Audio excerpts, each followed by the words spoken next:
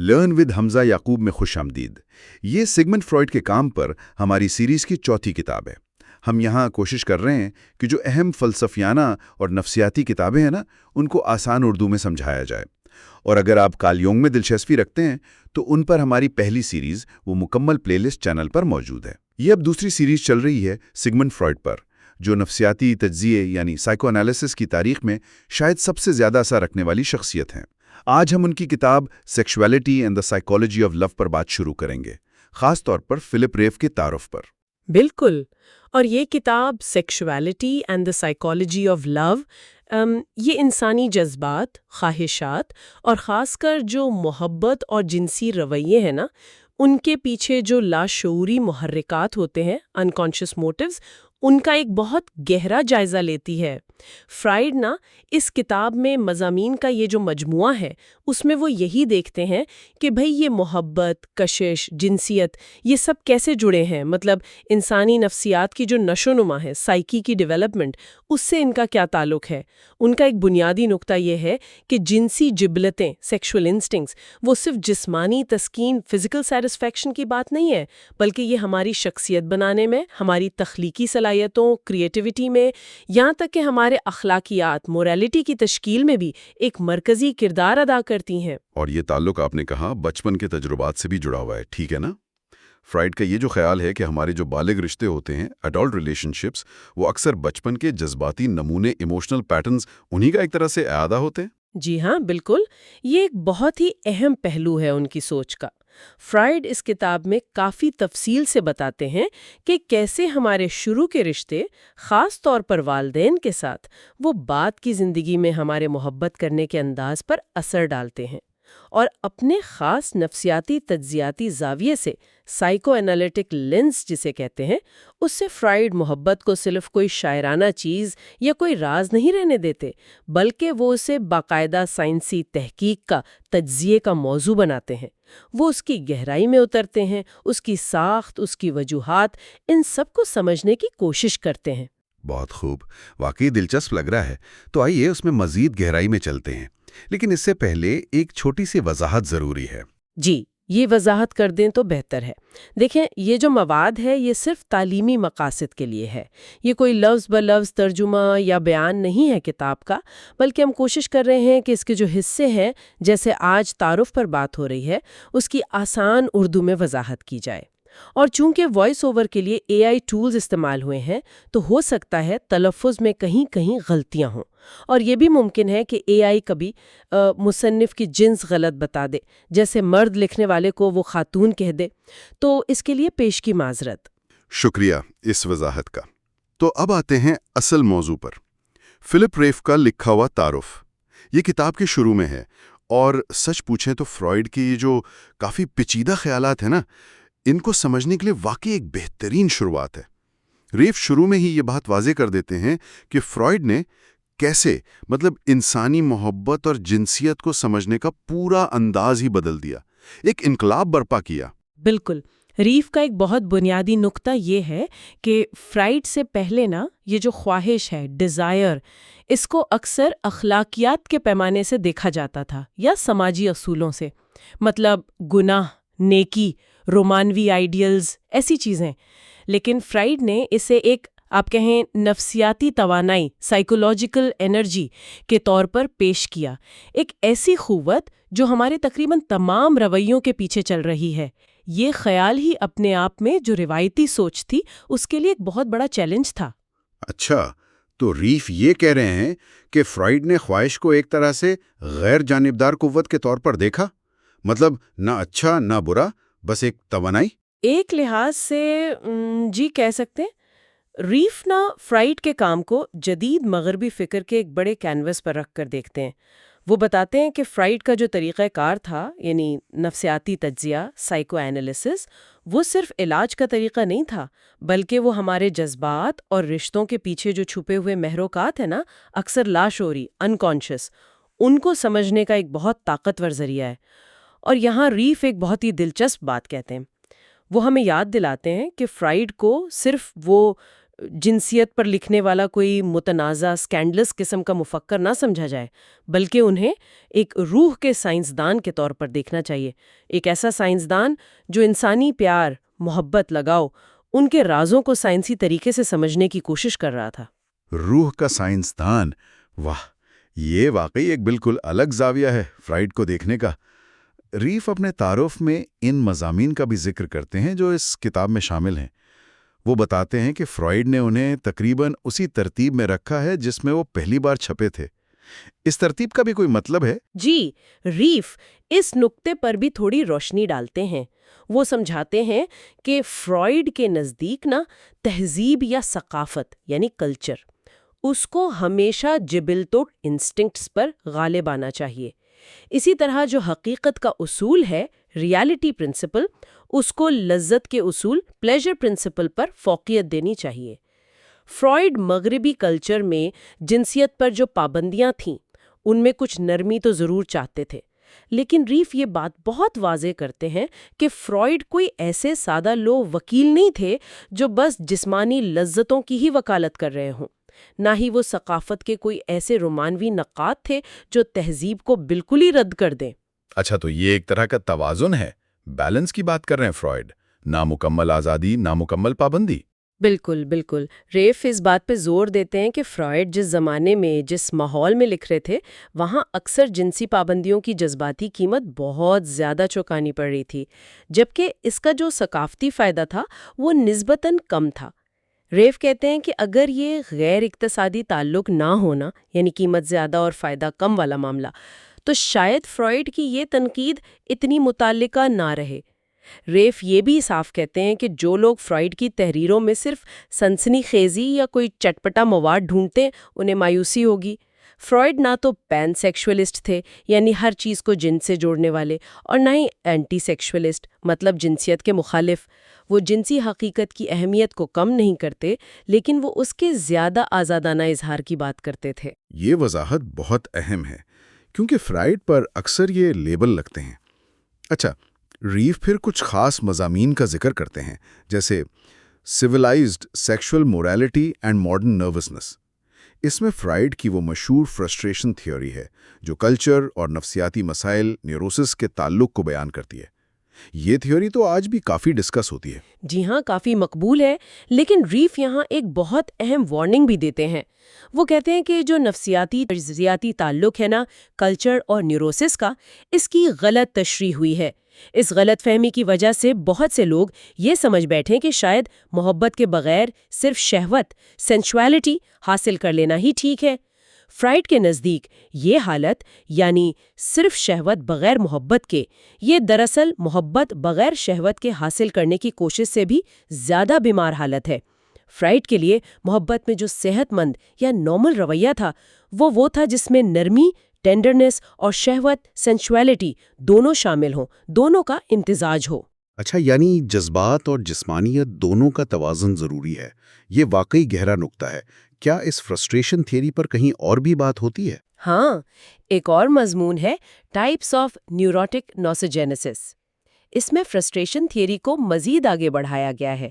اسے دباؤ یعنی ریپریشن کے متوازی سمجھا گیا ہے، اور نیوروسس کی جو نفسیاتی حرکیات ہیں، سائیکو ڈائنامکس، اس کا سماجی پہلو قرار دیا گیا ہے۔ لیکن ریف یہ بھی یاد دلاتے ہیں کہ بعد میں خود فرائیڈ نے نیوروسس کی وجوہات کے بارے میں اس سے زیادہ پیچیدہ نظریات بھی پیش کیے ہیں۔ تو یہ تھیوری آپ کہہ لیں ایک اہم قدم تو تھی، مگر آخری بات نہیں تھی۔ ٹھیک ہے، سمجھ گیا۔ پھر ref contributions to the psychology of love والے مضامین کا ذکر کرتے ہیں۔ ان کا بنیادی موضوع کیا ہے؟ ان مضامین میں جو بنیادی کشمکش دکھائی گئی ہے وہ ثقافت اور فطری انسان کے بیچ ہے۔ ریف بتاتے ہیں کہ جیسے عورتوں میں سرد مہری، فریجیڈیٹی، یا مردوں میں نامردی، امپوٹنس، فرائیڈ ان مسائل کا بہت گہرائی سے تجزیہ کرتے ہیں۔ ان کے خیال میں یہ مسائل اصل میں اس بات کی علامت ہے کہ انسان اپنی تہذیبی صلاحیتیں، سول کیپیسٹیز حاصل کرنے کے لیے بعض اوقات اپنی فطری جبلتوں کی بہت بھاری قیمت ادا کرتا ہے۔ تو گویا تہذیب یافتہ بننے کی ایک نفسیاتی قیمت چکانی پڑتی ہے۔ اچھا، اور ان مضامین میں بچپن کا کیا کردار بتایا گیا ہے؟ ریف اس طرف بھی اشارہ کرتے ہیں کہ ان مضامین میں ایک اور اہم نقطہ چھپا ہوا ہے، وہ یہ کہ محبت کی جو نفسیاتی بیماری ہے، سائیکوپیتھولوجی آف لو، وہ کس طرح بچپن کے شروع کے سالوں میں والدین کے تسلط، پیرنٹل ڈومینیشن کے جو پیٹرن بنتے ہیں، ان سے جڑی ہوئی ہے۔ یہ وہی بات ہے جس کا ہم نے شروع میں بھی ذکر کیا تھا کہ ماضی کے پیٹرن جو ہے وہ دہرائے جاتے ہیں۔ یہ تعلق تو واقعی ایسا لگتا ہے فرائیڈ کے پورے کام میں مرکزی حیثیت رکھتا ہے۔ ریف آگے دا پری ڈسپوزیشن ٹو آبسیشنل نیوروسس کا ذکر کرتے ہیں، اس میں کیا خاص بات ہے؟ یہ مضمون جنسی جبلت کی نشو و نما کے جو مختلف مراحل ہوتے ہیں نا، سٹیجز، ان پر روشنی ڈالتا ہے۔ وہ مراحل جن سے گزر کر انسان بلوغت، جینیٹیلٹی تک پہنچتا ہے۔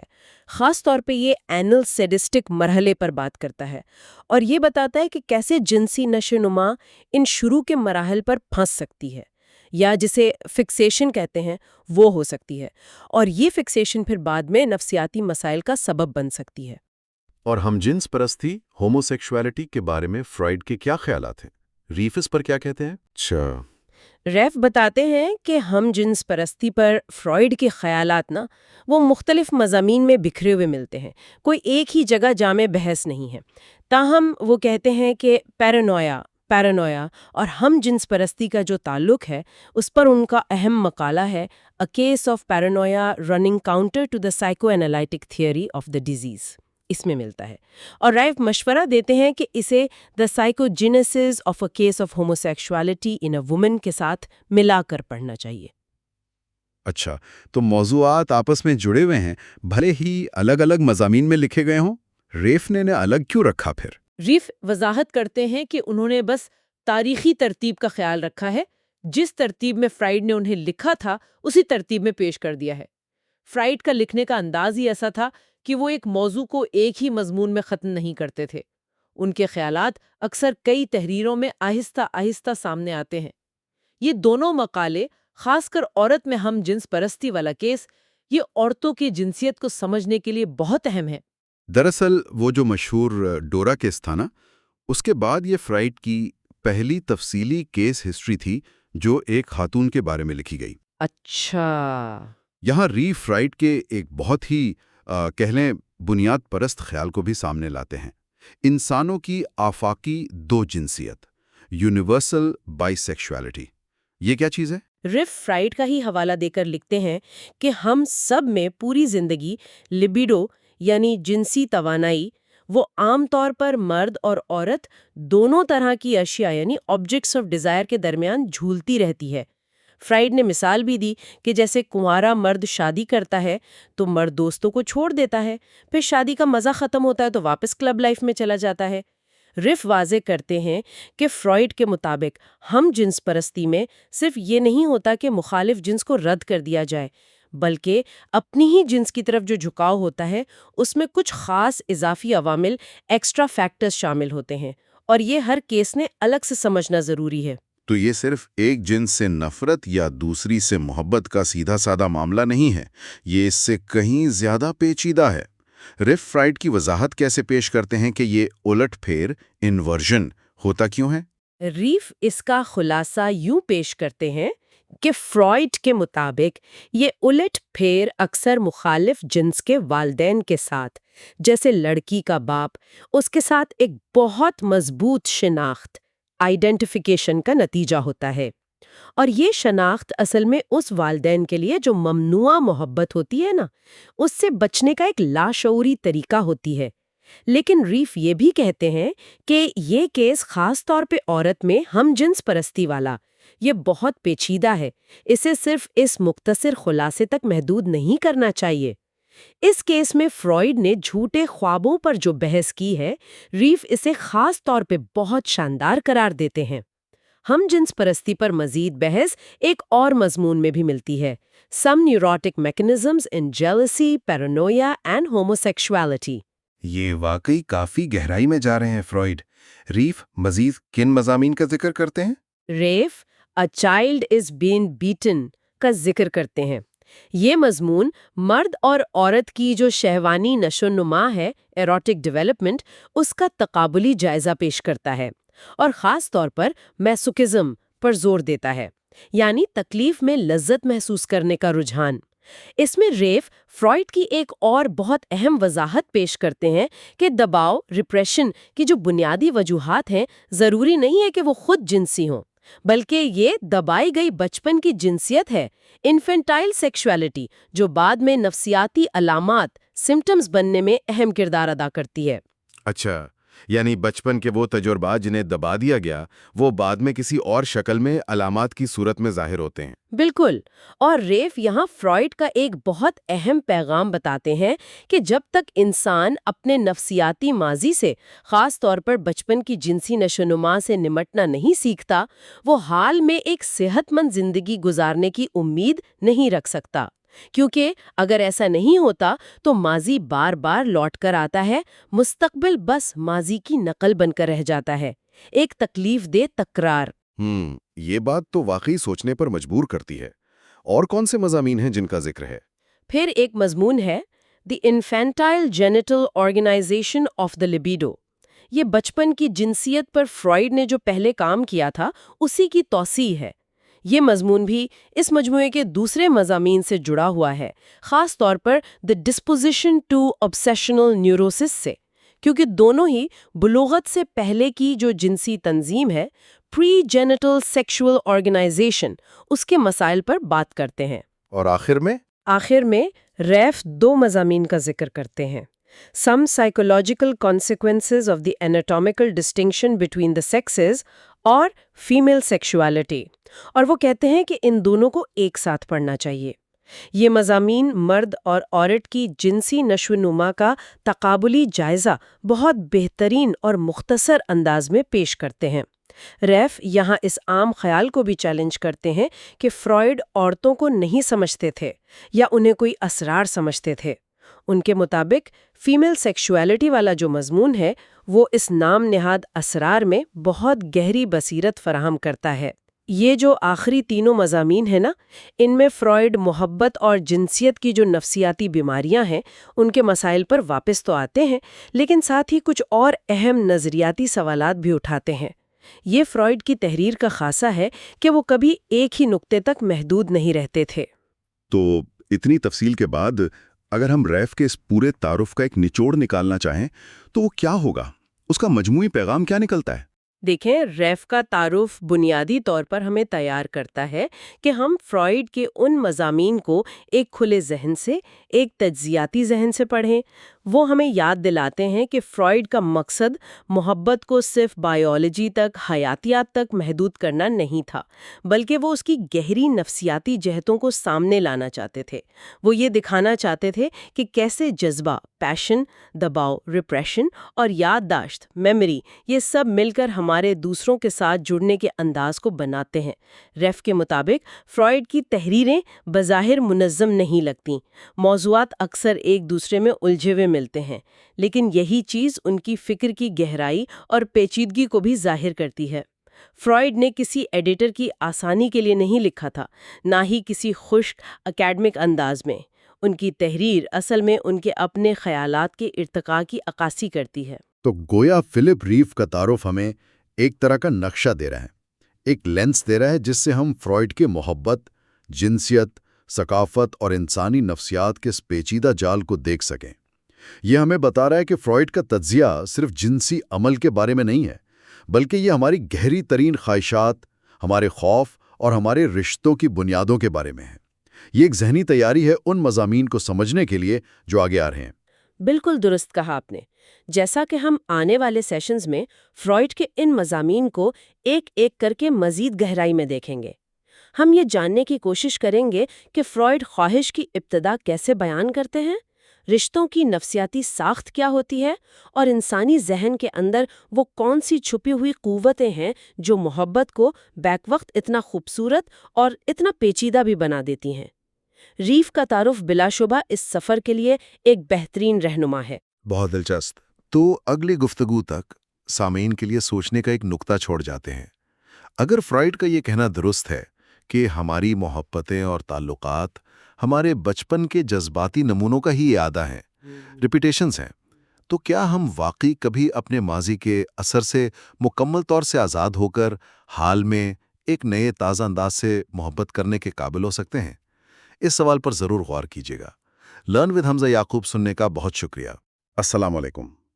آج ہم سگمنڈ فرائیڈ کے کچھ اہم خیالات کو سمجھنے کی کوشش کر رہے ہیں، خاص طور پر ان کے 2 مضامین جو sexuality and the psychology of love کتاب کا حصہ ہیں۔ مقصد یہ دیکھنا ہے کہ فرائیڈ کے مطابق معاشرتی پابندیاں خاص کر جنسی معاملات پر کیسے ہماری ذہنی صحت سے جڑی ہیں، اور اس کیفیت سے جسے وہ جدید اعصابی پن کہتے تھے، یعنی ماڈرن نروسنس۔ جی، آج جو مضامین ہم دیکھ رہے ہیں ان میں پہلا 1908 کا ہے، مہذب جنسی اخلاقیات اور جدید اعصابی پن۔ Civilised sexual morality and modern nervousness. جی، اور دوسرا 1912 کا اعصابی بیماریوں کی ابتدا کی اقسام، ٹائپس آف نیوروٹک نوزوجینیسس۔ یہ دونوں مضامین بنیادی طور پر یہ بتاتے ہیں کہ معاشرتی دباؤ اور ہماری اندرونی جنسی توانائی، جسے فرائیڈ لیبیڈو کہتے ہیں، ہاں، لیبیڈو، ان کے درمیان جو کشمکش ہے وہ کیسے نفسیاتی مسائل کو جنم دے سکتی ہے، یعنی نیوروسز۔ اچھا، اس سے مراد کیا ہے تھوڑا آسان لفظوں میں؟ جی، نیوروسز مطلب وہ ذہنی پریشانیاں جیسے بے چینی، انگزائٹی یا ڈپریشن، یا پھر وہمی قسم کے رویے، obsessive behaviors۔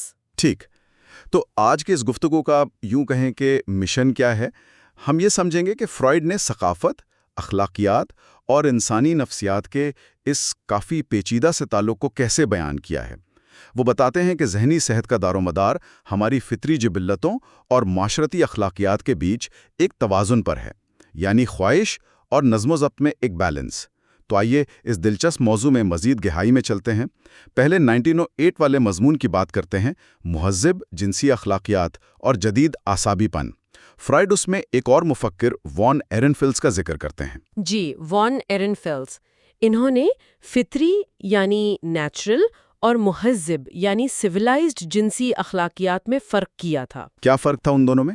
ایرنفیلز کے مطابق فطری اخلاقیات کا زور نسل کی صحت پر ہوتا ہے، جبکہ مہذب اخلاقیات ثقافتی سرگرمیوں کو، کلچر کو فروغ دیتی ہے۔ اچھا، لیکن فرائیڈ یہیں ایک بہت اہم نقطہ اٹھاتے ہیں ایرنفیلز کے حوالے سے ہی، کہ یہ جو مہذب اخلاقیات ہے یہ ثقافت کو تو شاید بڑھاوا دیتی ہے، لیکن فرد کی صحت اور خوشی کو نقصان پہنچا سکتی ہے۔ یہ ایک قیمت ہے جو فرد ادا کرتا ہے، ثقافت کی ترقی کی قیمت۔ بالکل، اور فرائیڈ سمجھتے تھے کہ یہ قیمت کبھی کبھی اتنی زیادہ ہو جاتی ہے کہ خود ثقافت کا مقصد ہی خطرے میں پڑ جاتا ہے۔ تو ایرنفیلز نے کیا نقصانات گنوائے تھے اس مہذب اخلاقیات کے؟ انہوں نے کچھ چیزیں بتائیں، جیسے مردوں کے لیے دوہرا معیار یعنی ڈبل سٹینڈرڈ، سچ کو چھپانا، خود فریبی سیلف ڈسیپشن، اور یہ کہ افزائش نسل کے لیے جو طاقتور انتخاب یا ویرائل سلیکشن ہوتا ہے وہ کمزور پڑ جاتا ہے۔ اچھا، لیکن فرائیڈ اس میں ایک اور شاید سب سے اہم بات جوڑتے ہیں۔ وہ کہتے ہیں کہ یہ مہذب اخلاقیات اصل میں جدید اعصابی پن یعنی نیوروسز کو بڑے پیمانے پر فروغ دیتی ہے۔ تو فرائیڈ اس وقت کے دوسرے ماہرین سے متفق نہیں تھے؟ وہ لوگ تو جدید زندگی کی تیزی، مقابلے بازی، ان چیزوں کو وجہ بتا رہے تھے۔ ہاں، وہ ان عوامل کو مانتے تو تھے، جیسے ارب، بنزوانگر، فون کرافٹ ایبنگ جیسے نیورولوجسٹ کا ذکر بھی کرتے ہیں، جنہوں نے یہی کہا تھا کہ تیز رفتار زندگی، مقابلہ، عیش و عشرت، میڈیا وغیرہ اعصابی کمزوری بڑھا رہے ہیں۔ صحیح۔ لیکن فرائیڈ کے خیال میں یہ وضاحتیں کافی نہیں تھیں۔ وہ سمجھتے تھے کہ اصل وجہ جسے نظر انداز کیا جا رہا ہے وہ مہذب معاشروں کی سخت جنسی اخلاقیات ہیں، یعنی جنسی زندگی کا دبایا جانا۔ یہی دباؤ ان کے خیال میں نفسیاتی بیماریوں کی جڑ تھا۔ انہوں نے ان بیماریوں کی کوئی قسمیں بھی بتائی تھیں؟ جی، انہوں نے 2 بنیادی قسمیں بتائیں۔ ایک تو حقیقی نیوروسز یا ایکچوئل نیوروسز، اچھا، جنہیں وہ زیادہ جسمانی یا ٹاکسک نوعیت کا سمجھتے تھے۔ ان کا تعلق براہ راست موجودہ جنسی زندگی کی خرابیوں سے تھا، مطلب زیادتی یا کمی سے۔ ٹھیک ہے، اور دوسری قسم تھی سائیکو نیوروسس یعنی سائیکو نیوروسس۔ ان میں موروثی رجحان یعنی ہیریڈیٹری پری ڈسپوزیشن اور نفسیاتی عوامل زیادہ اہم تھے۔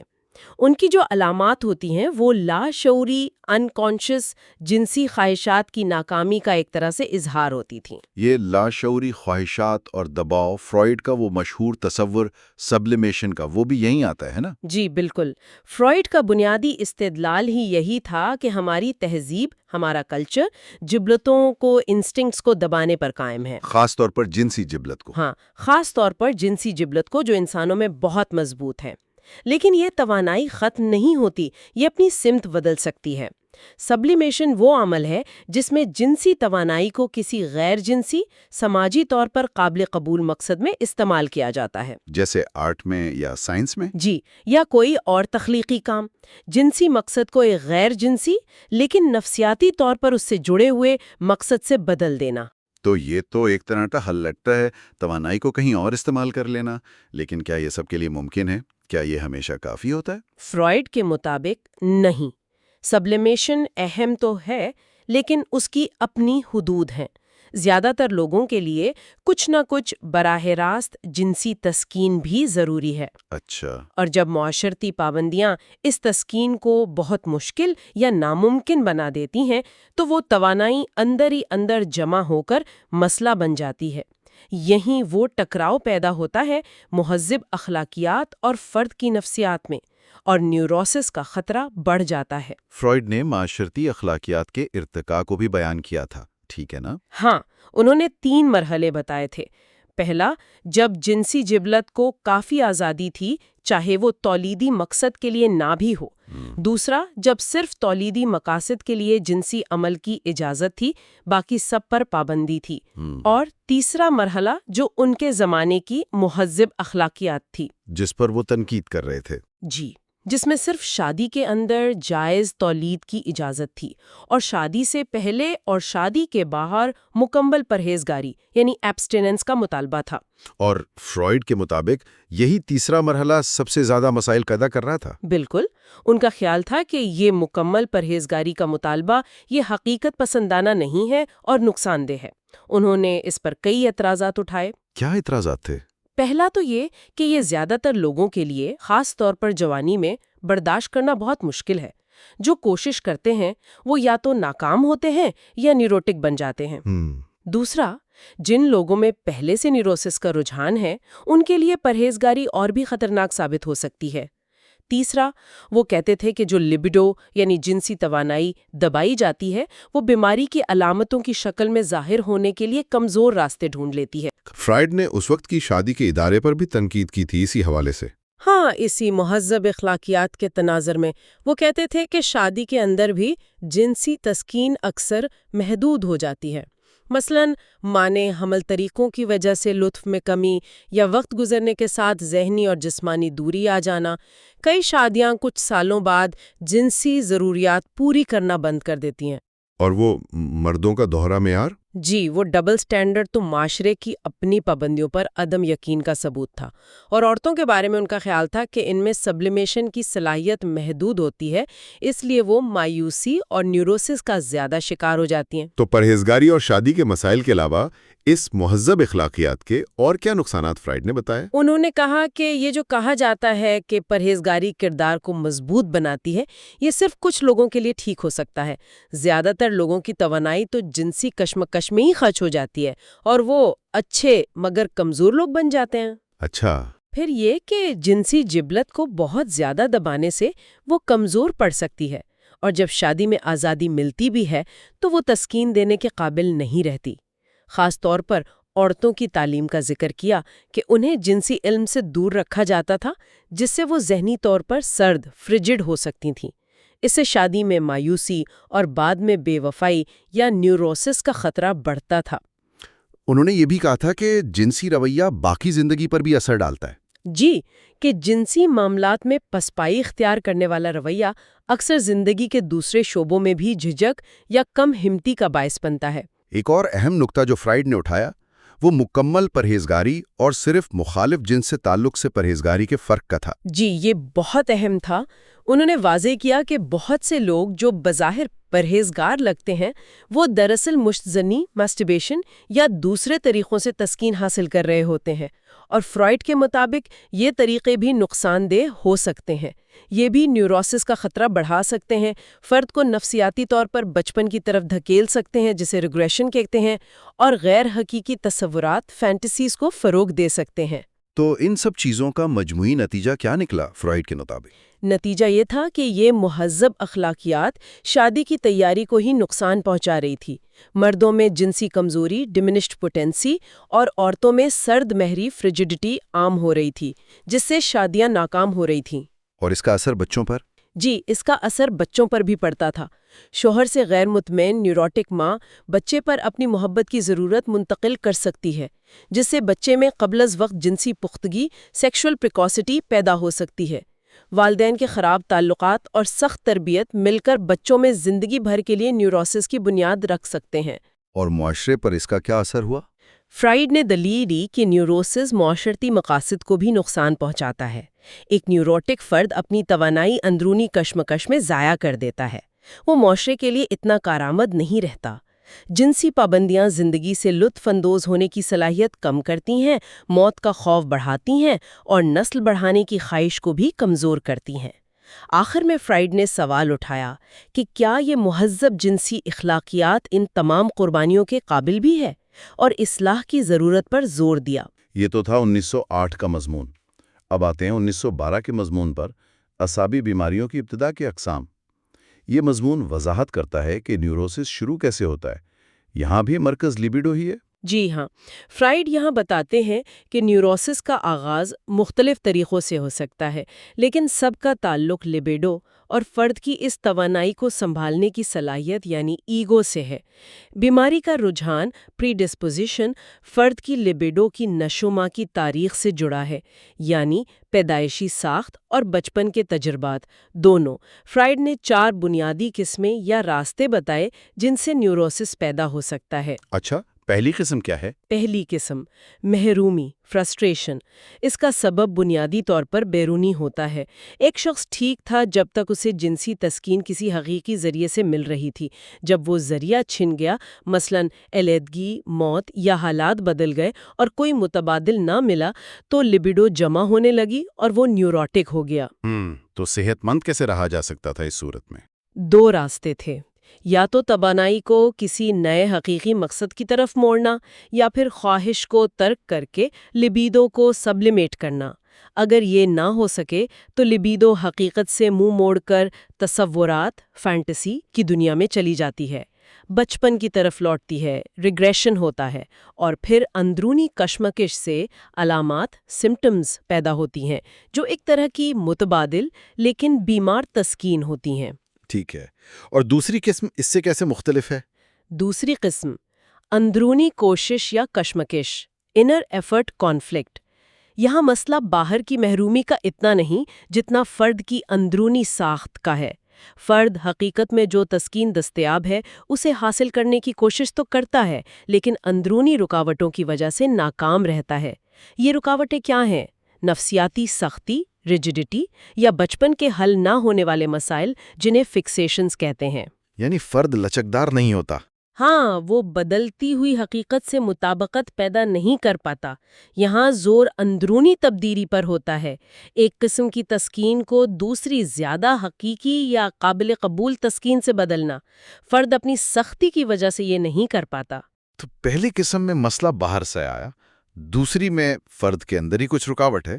جی ہاں، موٹے طور پر کہہ سکتے ہیں دوسری قسم میں اندرونی سختی یا لچک کی کمی اہم ہے۔ فرد حقیقت سے مطابقت پیدا کرنا چاہتا ہے، لیکن پرانے نفسیاتی بوجھ فکسیشنز اسے روکتے ہیں۔ اور تیسری قسم نشوونما میں رکاوٹ انہیبیشن آف ڈیولپمنٹ۔ یہ تو دوسری قسم سے بھی زیادہ شدید ہے۔ اس میں فرد جوانی تک پہنچتے پہنچتے ہی نفسیاتی طور پر بیمار ہو جاتا ہے، گویا وہ بچپن سے ٹھیک طرح نکل ہی نہیں پایا۔ لیبیڈو بچپن کی کسی منزل پر اٹکی رہتی ہے، فکسیٹڈ ہوتی ہے۔ حقیقت کے تقاضے عمر کے ساتھ بڑھتے ہیں، لیکن یہ فرد ان کا سامنا کرنے کے قابل نہیں ہوتا۔ یہاں بنیادی مسئلہ اہلیت کی کمی انکیپیسٹی ہے۔ البتہ فرائیڈ یہ بھی کہتے ہیں کہ نیوروسس تبھی پیدا ہوتا ہے جب ان رکاوٹوں پر قابو پانے کی کچھ کوشش کی جائے۔ اگر کوئی کوشش ہی نہ ہو تو نتیجہ صرف مستقل بچپنا انفینٹلزم ہوگا۔ اور چوتھی قسم وہ ان سب سے کیسے الگ ہے؟ یہ تو بہت دلچسپ لگ رہی ہے۔ چوتھی قسم مقداری عنصر، کوانٹیٹیٹو فیکٹر۔ جی یہ واقعی دلچسپ ہے۔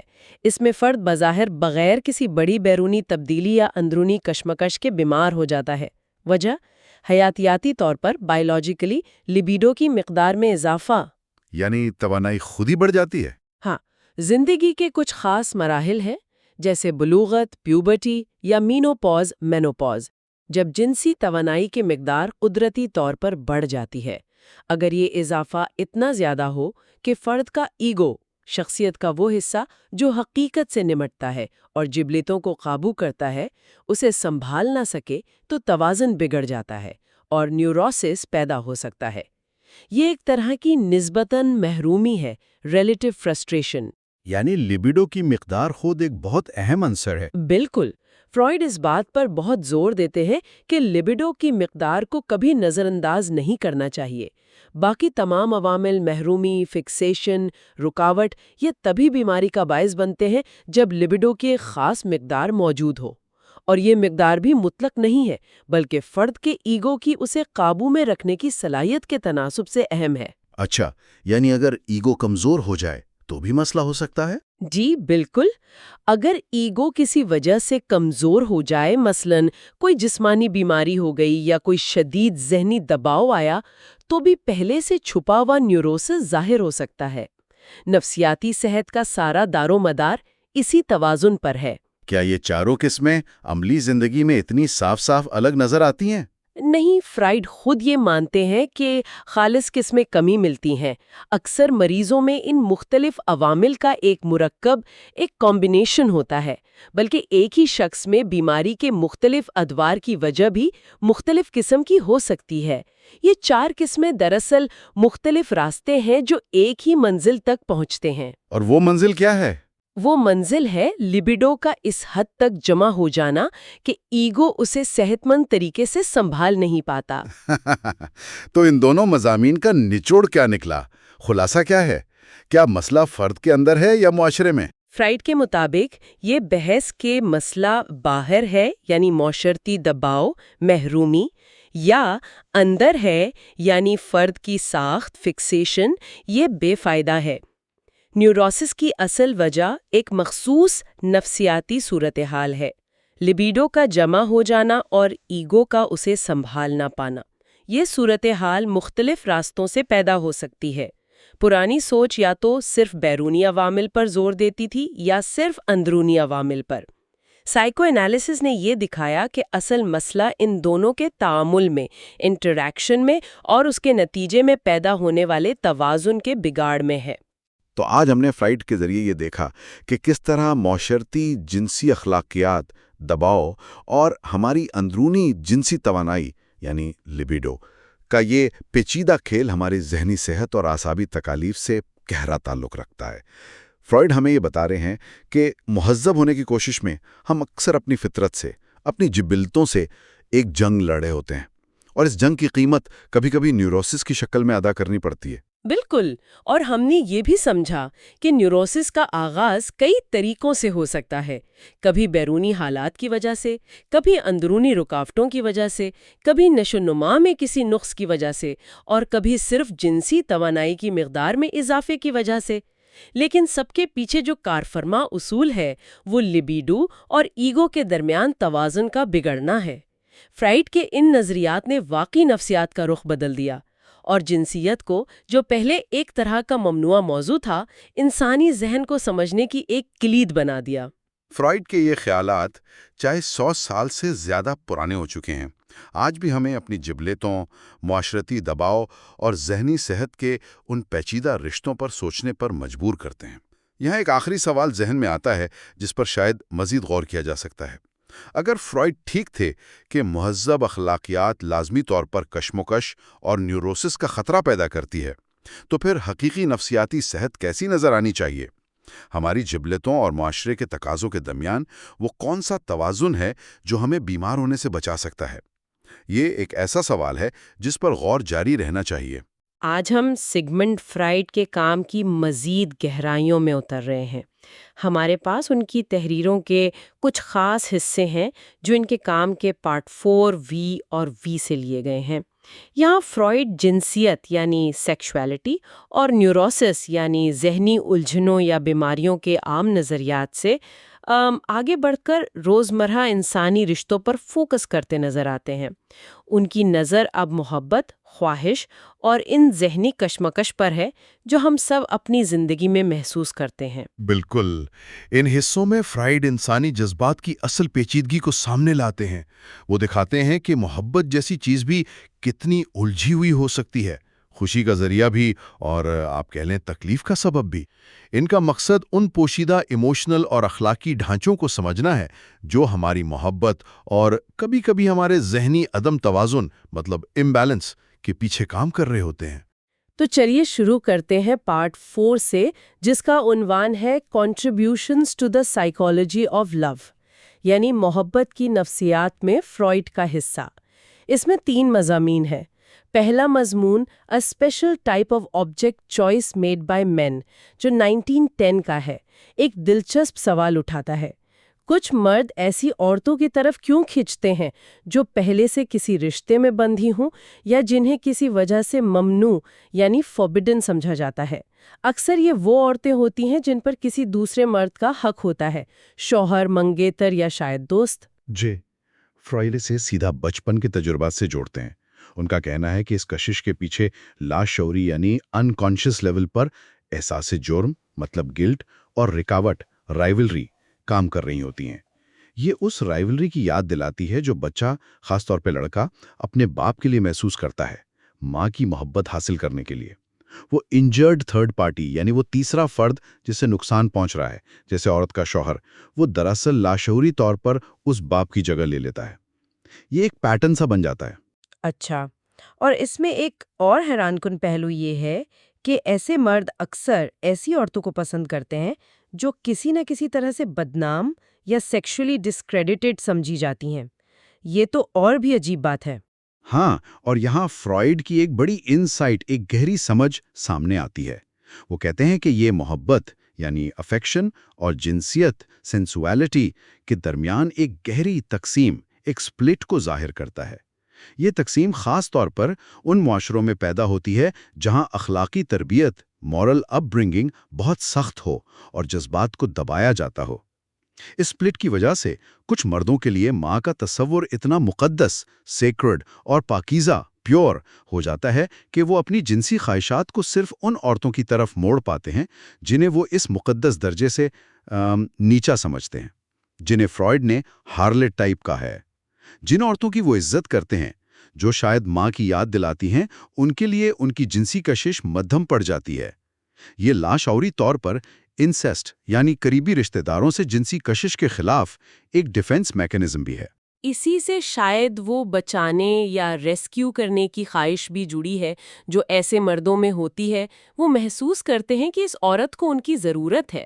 بالکل، یہ ریسکیو فینٹیسی دراصل بچپن کی اس لاشعوری خواہش کا عکس ہے جس میں بچہ اپنے والدین، خاص کر ماں، کا احسان اتارنا چاہتا ہے جس نے اسے زندگی دی، یا پھر یہ خود باپ بن کر ماں کو ایک بچہ اپنے جیسا دینے کی خواہش بھی ہو سکتی ہے، گویا وہ ماں کو بچا رہا ہے ایک نئی زندگی دے کر۔ یہ سب بہت گہری اور پیچیدہ نفسیاتی کارروائیاں ہیں۔ یہ محبت اور جنسیت کے بیچ کا سپلٹ واقعی سوچنے پر مجبور کرتا ہے، اور لگتا ہے فرائڈ نے اسی موضوع کو اپنے دوسرے مضمون The Most Prevalent Form of Degradation in Erotic Life 1912 والے میں مزید کھولا ہے، جہاں وہ سائیکیکل امپوٹنس یعنی جنسی عمل میں نفسیاتی رکاوٹ کی بات کرتے ہیں۔ فرائڈ کہتے ہیں یہ مسئلہ بہت عام ہے۔ ہاں، اور اس کی بنیادی وجہ وہی سپلٹ ہے جس کا ہم ذکر کر رہے تھے۔ فرائڈ کہتے ہیں کہ مکمل اور صحت مند محبت کے لیے 2 قسم کے جذبات کا ملنا ضروری ہے: نرمی یا شفقت والے جذبات، ٹینڈر یا افیکشنیٹ فیلنگز، اور جنسی یا شہوانی جذبات، سینشول فیلنگز۔ لیکن سویلائزڈ یعنی تہذیب یافتہ معاشروں میں، خاص کر سخت اخلاقی پابندیوں کی وجہ سے، یہ دونوں جذبات اکثر الگ الگ رہتے ہیں۔ تو اس الگ رہنے کی وجہ کیا بنتی ہے؟ وہی بچپن کی فکسیشنز؟ جی ہاں، بچپن میں قریبی رشتوں، خاص کر ماں یا بہن سے جو اٹیچمنٹ ہوتی ہے، جسے فرائیڈ انسیسچوس فکسیشن کہتے ہیں، اور پھر معاشرے کا اس پر سخت انسیسٹ بیریئر یعنی روک لگا دینا، یہ دونوں مل کر اسپرٹ کی بنیاد رکھتے ہیں۔ جب جنسی خواہش بیدار ہوتی ہے تو اسے اپنے اصل اوریجنل آبجیکٹ یعنی ماں یا بہن سے ہٹ کر کسی اور آبجیکٹ کی طرف جانا پڑتا ہے۔ اور اس کا نتیجہ کیا نکلتا ہے روزمرہ کی زندگی میں؟ نتیجہ یہ ہوتا ہے کہ لوگ یا تو ایسے لوگوں سے محبت کرتے ہیں جن کی طرف انہیں جنسی کشش محسوس نہیں ہوتی، یا پھر ان لوگوں کی طرف جنسی کشش محسوس کرتے ہیں جن کی وہ دل سے عزت نہیں کر پاتے یا ان سے محبت نہیں کر سکتے۔ مرد اس کشمکش میں اکثر اپنے جنسی آبجیکٹ کی قدر کم کر دیتے ہیں، اسے ڈی گریڈ کرتے ہیں تاکہ وہ بغیر کسی احساس جرم کے اپنی جنسی خواہش پوری کر سکیں، جبکہ جس عورت کی وہ عزت کرتے ہیں اس کے لیے ان کی جنسی قوت پوٹینسی کم ہو جاتی ہے۔ اور عورتوں پر اس کا کیا اثر ہوتا ہے؟ عورتوں میں یہ فریجیڈیٹی یعنی جنسی بے حسی کی شکل اختیار کر سکتا ہے، کیونکہ انہیں کلچر اکثر لمبے عرصے تک جنسی عمل سے روکتا ہے، تو ممنوع یعنی فوربڈن اور جنسی یعنی سیکشول کا کنیکشن بہت مضبوط ہو جاتا ہے۔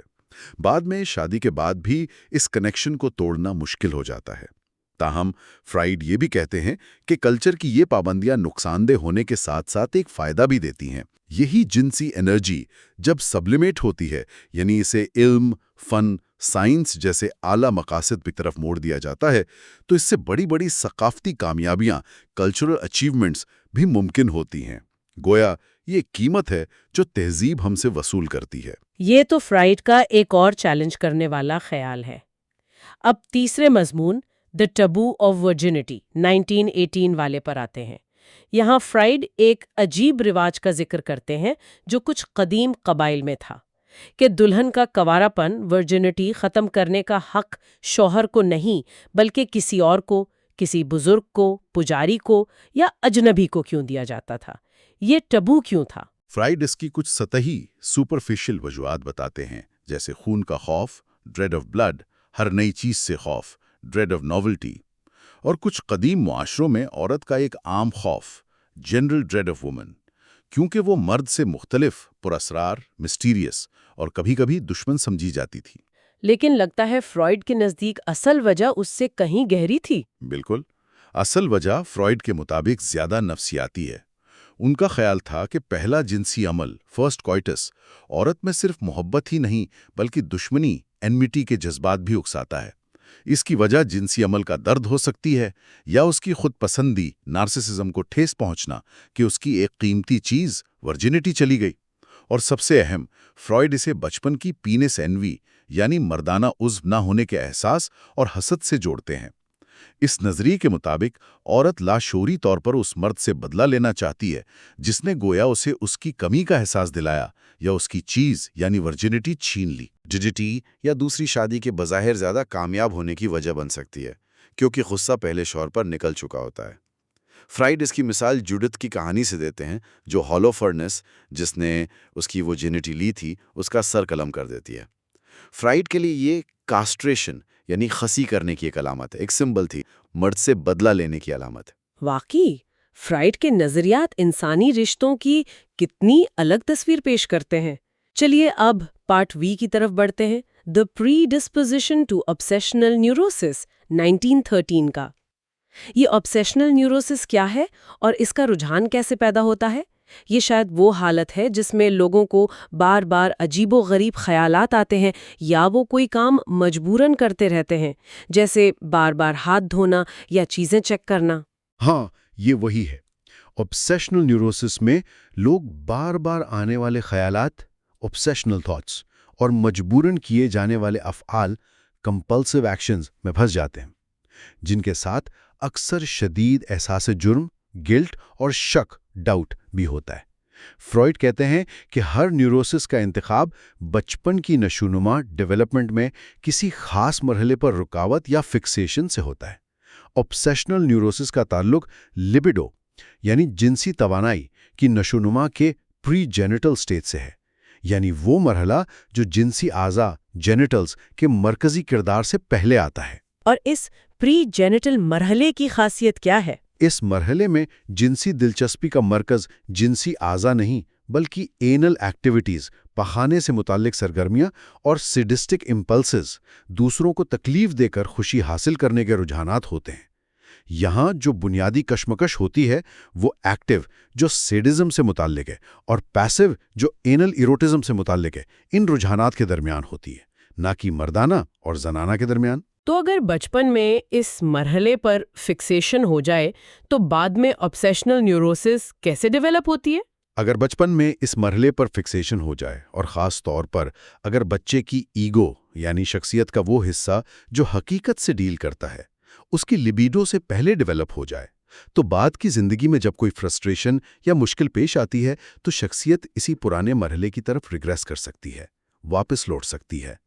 اس ریگریشن سے آبسیشنل نیوروسس کی علامات پیدا ہوتی ہیں، مثلاً شدت قسم کی اخلاقیت، الٹرا موریلٹی اور ہر وقت کا شک، ڈاؤٹ، دراصل انہی دبی ہوئی اینل سیڈسٹک خواہشات کے خلاف ایک ریاکشن فارمیشن ہے، یعنی ان خواہشات کے بالکل الٹ رویہ اپنانا، جیسے اندر کی غلاظت میں دلچسپی کو دبانے کے لیے باہر سے انتہائی صفائی پسندی اختیار کر لینا۔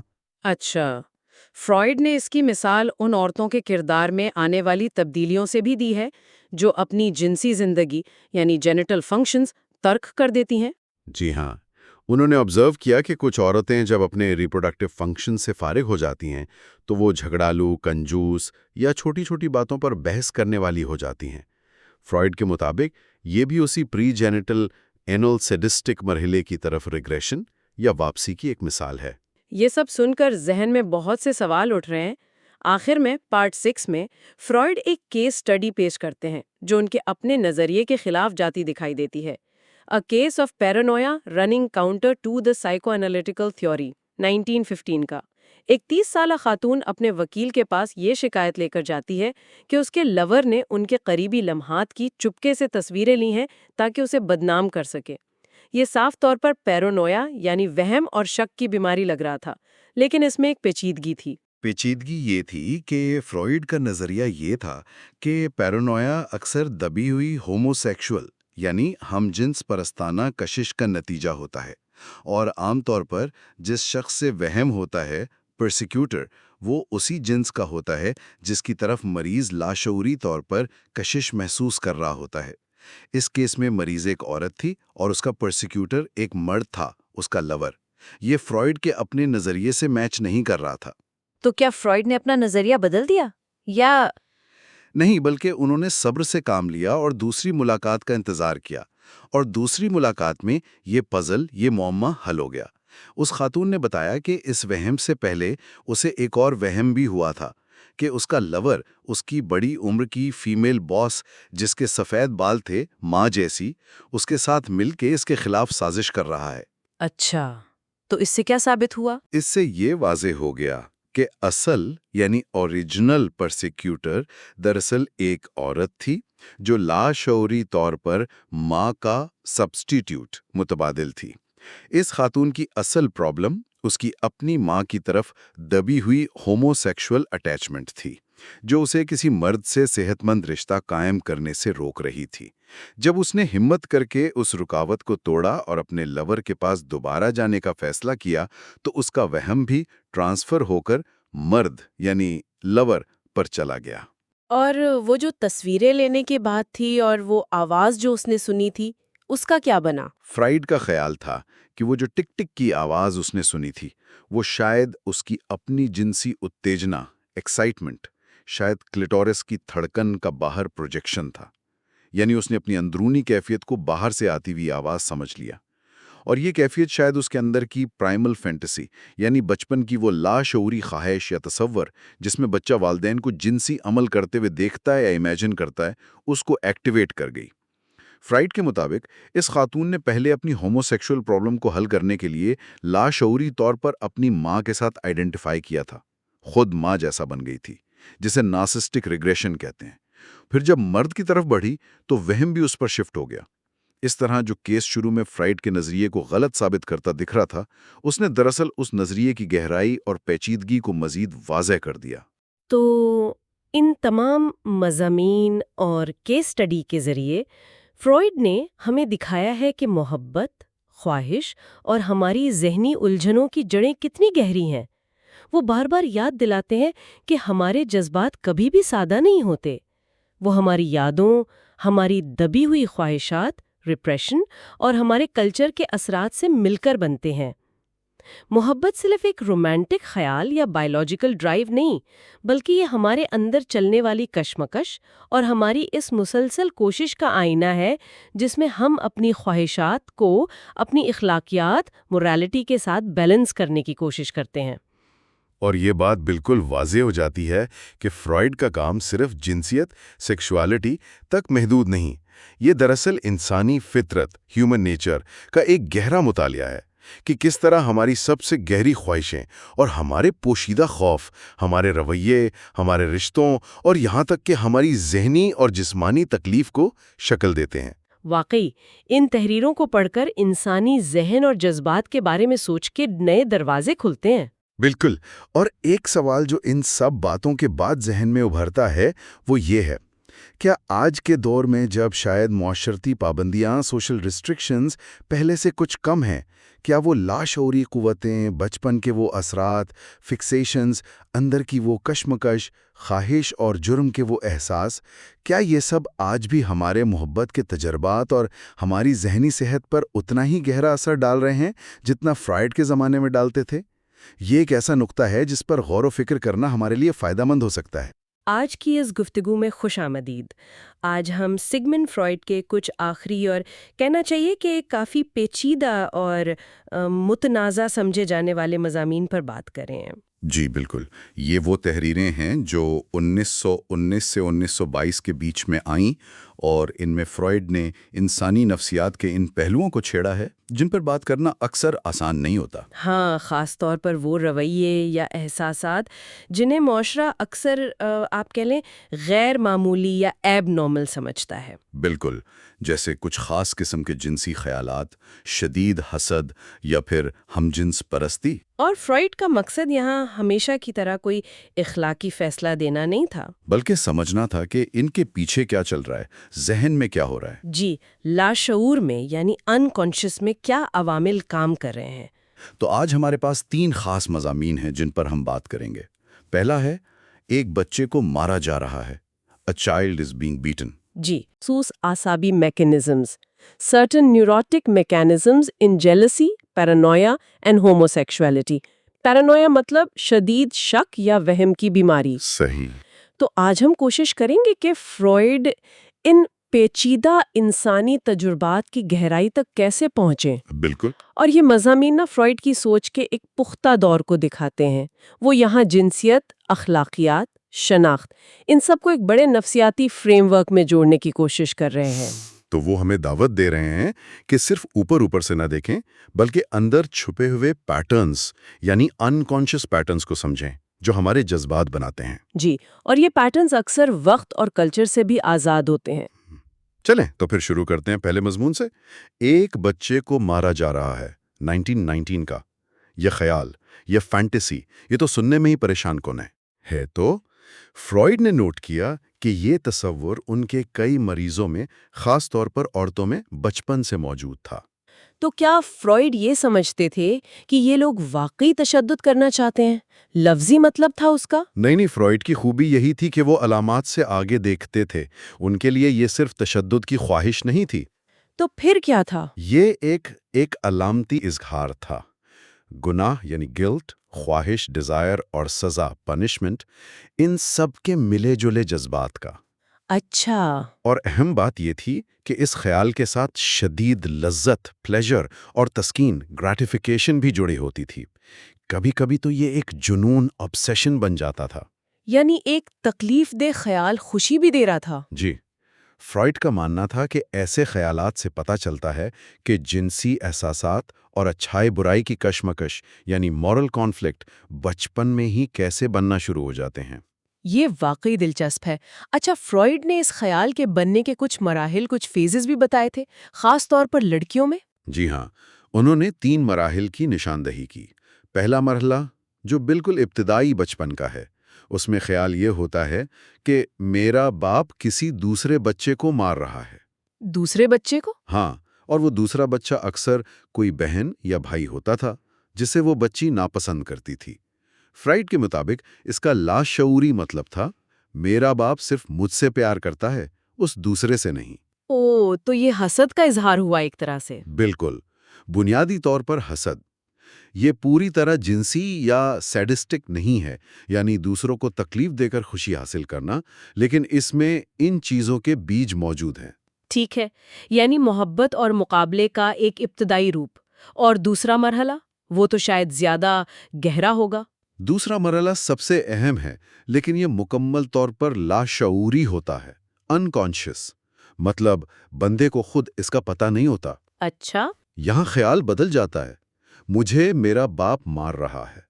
اب یہ صاف طور پر میسوکسٹک ہے، یعنی خود تکلیف اٹھا کر خوشی حاصل کرنا۔ اوہ، فرائڈ کہتے ہیں کہ یہ باپ کے لیے شدید محبت کی خواہش، جو لاشعوری طور پر ممنوع یعنی انسیسچوس سمجھی جاتی ہے، اس کے دب جانے، ریپریشن اور اس سے پیدا ہونے والے احساس گناہ، سینس آف گلٹ کا نتیجہ ہے۔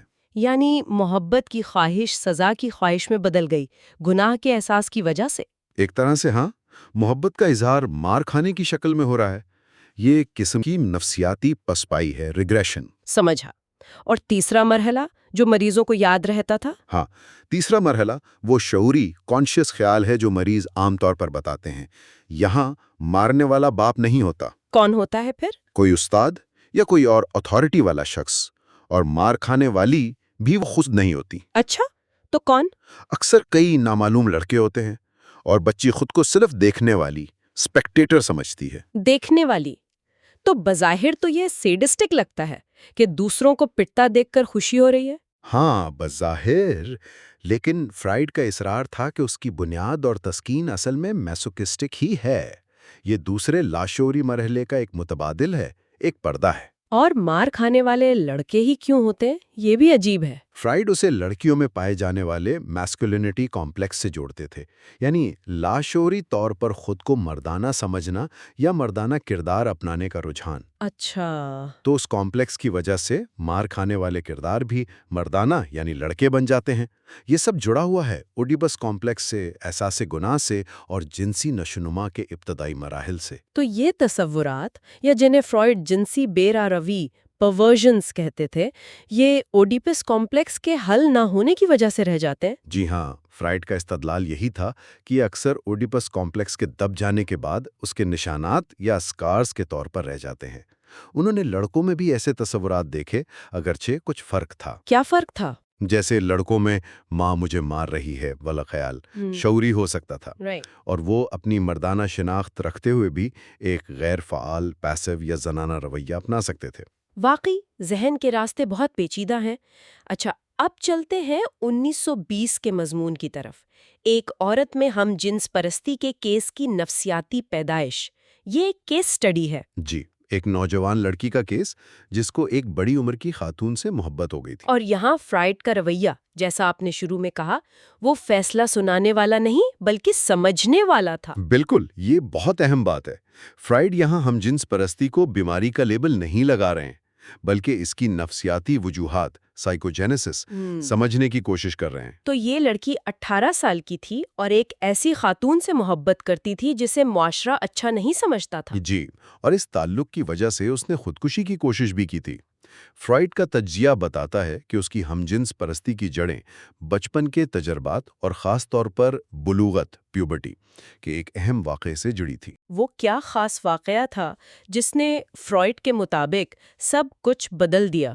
جب وہ تقریباً 16 سال کی تھی تو اس کی ماں، جن سے تعلقات پہلے ہی کچھ کھچے ہوئے تھے، ایک لمبے وقفے کے بعد دوبارہ حاملہ ہوئیں۔ اچھا۔ فرائڈ کے مطابق اس وقت لڑکی میں خود باپ سے بچہ پیدا کرنے کی شدید لاشعوری خواہش جاگ اٹھی تھی۔ یہ بلوغت میں اوڈیپس کمپلیکس کی ایک طرح کی واپسی تھی۔ اوہ! تو جب ماں نے بیٹے کو جنم دیا، یعنی اس کا تیسرا بھائی پیدا ہوا، تو یہ لڑکی کے لیے ایک بہت بڑا نفسیاتی دھچکا اور مایوسی، ڈس اپوائنٹمنٹ تھی۔ اور اس مایوسی کا نتیجہ کیا نکلا؟ اس نے مردوں سے منہ کیوں موڑ لیا؟ فرائڈ کی تشریح یہ ہے کہ اس مایوسی سے شدید غصہ اور تلخی پیدا ہوئی۔ اس نے لاشعوری طور پر فیصلہ کیا کہ وہ باپ اور تمام مردوں سے بدلہ لے گی۔ بدلہ؟ ہاں، اس نے اپنی نسوانیت وومنہڈ کو گویا ترک کر دیا اور ایک مردانہ کردار اپنا لیا، وہی میسکولینٹی کمپلیکس جس کا ذکر پہلے بھی آیا تھا۔ جی، اور محبت کا رخ اب ماں یا ماں جیسی دوسری عورتوں کی طرف مڑ گیا۔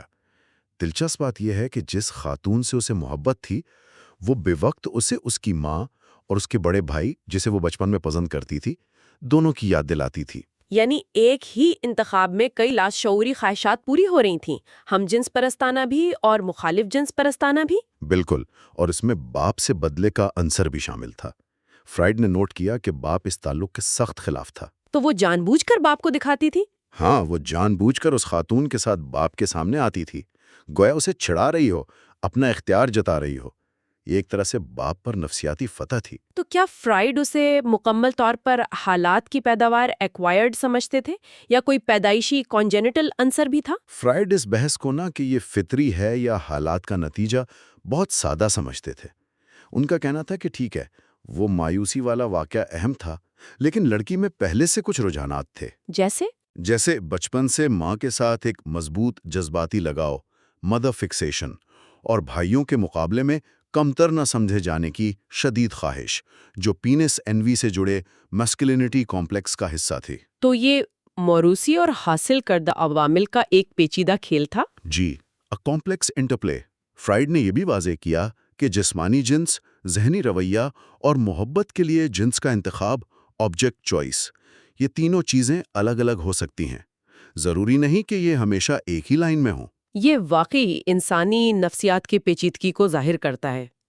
چلیں اب آتے ہیں اس سلسلے کے آخری مضمون پر، 1922 کا حسد، پیرانویا اور ہم جنس پرستی میں کچھ مخصوص اعصابی میکانزم۔ یہاں فرائیڈ ان تینوں الگ الگ نظر آنے والی کیفیات میں کوئی نفسیاتی تعلق ڈھونڈ رہے ہیں۔ جی پہلے حسد، جیلسی کی بات کرتے ہیں۔ کیا حسد کی بھی قسمیں ہیں فرائیڈ کے نزدیک؟ ہاں، فرائیڈ کے مطابق ہیں وہ حسد کی 3 سطحیں، لیئرز بتاتے ہیں۔ پہلی ہے مقابلہ جاتی یا نارمل حسد، کمپیٹیٹیو نارمل جیلسی۔ نارمل حسد وہ کیسا ہوتا ہے؟ یہ وہ حسد ہے جو محبوب کو کھو دینے کے حقیقی یا خیالی خطرے سے پیدا ہوتا ہے۔ اس میں دکھ ہوتا ہے، اپنی انا پر چوٹ لگتی ہے، حریف سے دشمنی ہوتی ہے اور تھوڑی بہت خود تنقیدی بھی۔ اس کی جڑیں بھی اوڈیپس کمپلیکس میں ہیں۔ اچھا، فرائیڈ نے تو یہاں تک کہا کہ اس میں بھی لاشعوری طور پر 2 جنسی بائی سیکشول عنصر ہو سکتا ہے، جیسے ایک مرد کو نہ صرف عورت کے کھو جانے کا ڈر ہو بلکہ لاشعوری طور پر وہ حریف مرد سے بھی ایک عجیب سا لگاؤ محسوس کر سکتا ہے جسے وہ نفرت میں بدل دیتا ہے۔ یہ تو کافی گہری بات ہو گئی عام حسد سے۔ دوسری سطح کیا ہے؟ دوسری ہے مسلط کردہ حسد، پروجیکٹڈ جیلسی۔ مسلط کردہ؟ ہاں، یہ تب ہوتی ہے جب بندہ خود بے وفائی کی طرف مائل ہو، چاہے صرف خیالات میں ہی صحیح، یا اس کے اندر دبے ہوئے رجحانات ہوں، ریپریسڈ امپلسز۔ تو وہ کیا کرتا ہے؟ وہ اپنی اس خواہش یا ارادے کو اپنے ساتھی پر تھوپ دیتا ہے، پروجیکٹ کر دیتا ہے۔ مطلب جو وہ خود کرنا چاہتا ہے یا سوچتا ہے اسے شک ہوتا ہے کہ اس کا ساتھی وہ کر رہا ہے۔ اچھا، یہ ایک طرح کا دفاعی طریقہ ہوا۔ بالکل، ڈیفنس میکینزم۔ اور تیسری قسم، وہ تو شاید سب سے شدید ہوگی۔ جی، وہ ہے وہمی حسد، ڈیلیوژنل جیلسی۔ یہ اکثر نفسیاتی بیماری کی حد تک چلی جاتی ہے۔ اوہ! فرائیڈ کے مطابق اس کی جڑیں بھی دبے ہوئے بے وفائی کے رجحانات میں ہیں، لیکن یہاں جو اصل لاشعوری محبت یا کشش ہوتی ہے وہ ہم جنس سیم سیکس فرد کے لیے ہوتی ہے۔ کیا مطلب؟ یہ شدید ناقابل قبول ہم جنس پرستانہ خواہش کے خلاف ایک دفاع ہے، ایک ڈیفنس۔ مرد کے لیے اس کا لاشعوری فارمولا کچھ یوں بنتا ہے: میں اس مرد سے محبت نہیں کرتا، بلکہ وہ عورت اس مرد سے محبت کرتی ہے۔ بالکل، یوں وہ اپنی ممنوعہ خواہش کو دوسرے پر ڈال کر خود کو اس کے احساس سے بچاتا ہے۔ یہ فارمولا واقعی چونکا دینے والا ہے۔ یہ دکھاتا ہے کہ شدید نفرت یا شک کی جڑیں کبھی کبھی لاشعوری محبت میں بھی ہو سکتی ہیں۔ یہ تو ذہن کو بالکل گھما دیتا ہے۔ اور پیرانویا؟ پیرانویا یعنی وہم اور شک کی بیماری، خاص طور پر یہ شک کہ کوئی آپ کو نقصان پہنچانا چاہتا ہے۔ پرسیکیوٹری پیرانویا، اس کا اس سب سے کیا تعلق ہے؟ فرائڈ کا کہنا تھا کہ پیرانویا میں بھی بالکل ایسا ہی میکانزم کام کرتا ہے۔ اچھا، کیسے؟ فرد اپنی اندرونی دشمنی یا ناپسندیدہ سمجھی جانے والی ہمجنس پرستانہ محبت کو باہر کی دنیا پر، خاص طور پر کسی ایک شخص پر مسلط کر دیتا ہے، پروجیکٹ کر دیتا ہے۔ تو جو شخص پہلے لاشعوری طور پر سب سے زیادہ عزیز یا پسندیدہ تھا، اکثر ہمجنس، وہی اب سب سے بڑا دشمن یا اذیت دینے والا پرسیکیوٹر بن جاتا ہے۔ یہ کیسے ممکن ہے؟ یہ جذبات کی دوہری نوعیت ایمبیولنس کی وجہ سے، یعنی ایک ہی وقت میں محبت اور نفرت کا ہونا۔ فرائڈ نے یہ بھی کہا کہ وہمی خیالات، ڈیلیوژنز، بیماری کے ظاہر ہونے سے بہت پہلے لاشعور میں ہو سکتے ہیں۔ اصل مسئلہ ان کا ہونا نہیں، بلکہ ان پر ضرورت سے زیادہ نفسیاتی توانائی کا لگ جانا ہے، ہائپرکیتھیسس۔ تو پیرانویا میں بھی دبی ہوئی ہمجنس پرستانہ کشش ایک رول پلے کر سکتی ہے؟ اب آخر میں کیا اس مضمون میں فرائڈ نے ہمجنس پرستی کی وجوہات کے بارے میں کوئی نئی بات بھی کہی؟ انہوں نے پہلے سے جو وجوہات زیر بحث تھیں انہیں دہرایا، جیسے ماں سے شدید لگاؤ، مدر فکسیشن، خود پرستی یعنی نارسزم، عضو تناسل کی اہمیت، باپ کا خوف یعنی کیسٹریشن کمپلیکس۔ لیکن اس کے ساتھ ایک نیا نفسیاتی میکانزم بھی بتایا۔ وہ کیا تھا؟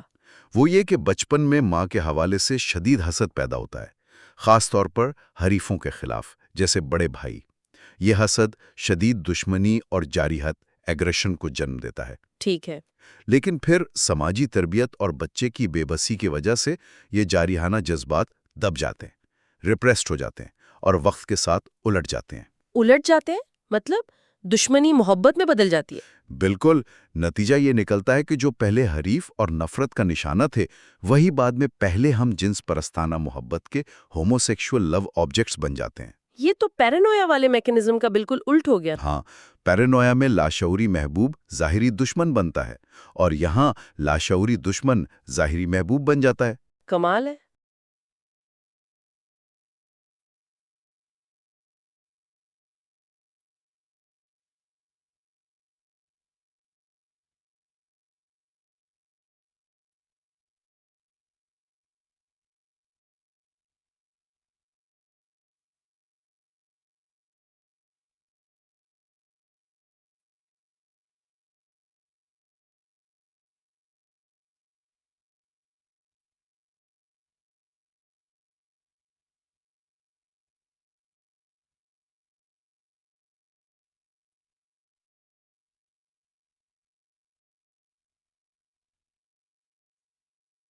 فرائڈ نے اس تبدیلی کو سماجی جبلتوں، سوشل انسٹنکٹس کی نشوونما سے بھی جوڑا۔ ان کے مطابق ہمارے بہت سے مثبت سماجی احساسات جیسے بھائی چارہ، دوستی، یہ دراصل دبے ہوئے جارحانہ اور مقابلہ جاتی جذبات کے ریاکشن فارمیشن کے طور پر پیدا ہوتے ہیں۔ یعنی منفی جذبے کو دبا کر اس کی جگہ ایک مثبت سماجی رویہ اپنا لیا جاتا ہے۔ جی بالکل۔ تو گویا ہماری سماجی ہم آہنگی کی بنیاد بھی لاشعوری دشمنی پر ہو سکتی ہے۔ واہ، آج ہم نے فرائڈ کے ان واقعی بہت گہرے، چیلنجنگ اور بعض اوقات پریشان کن خیالات کا جائزہ لیا۔ جی ہاں۔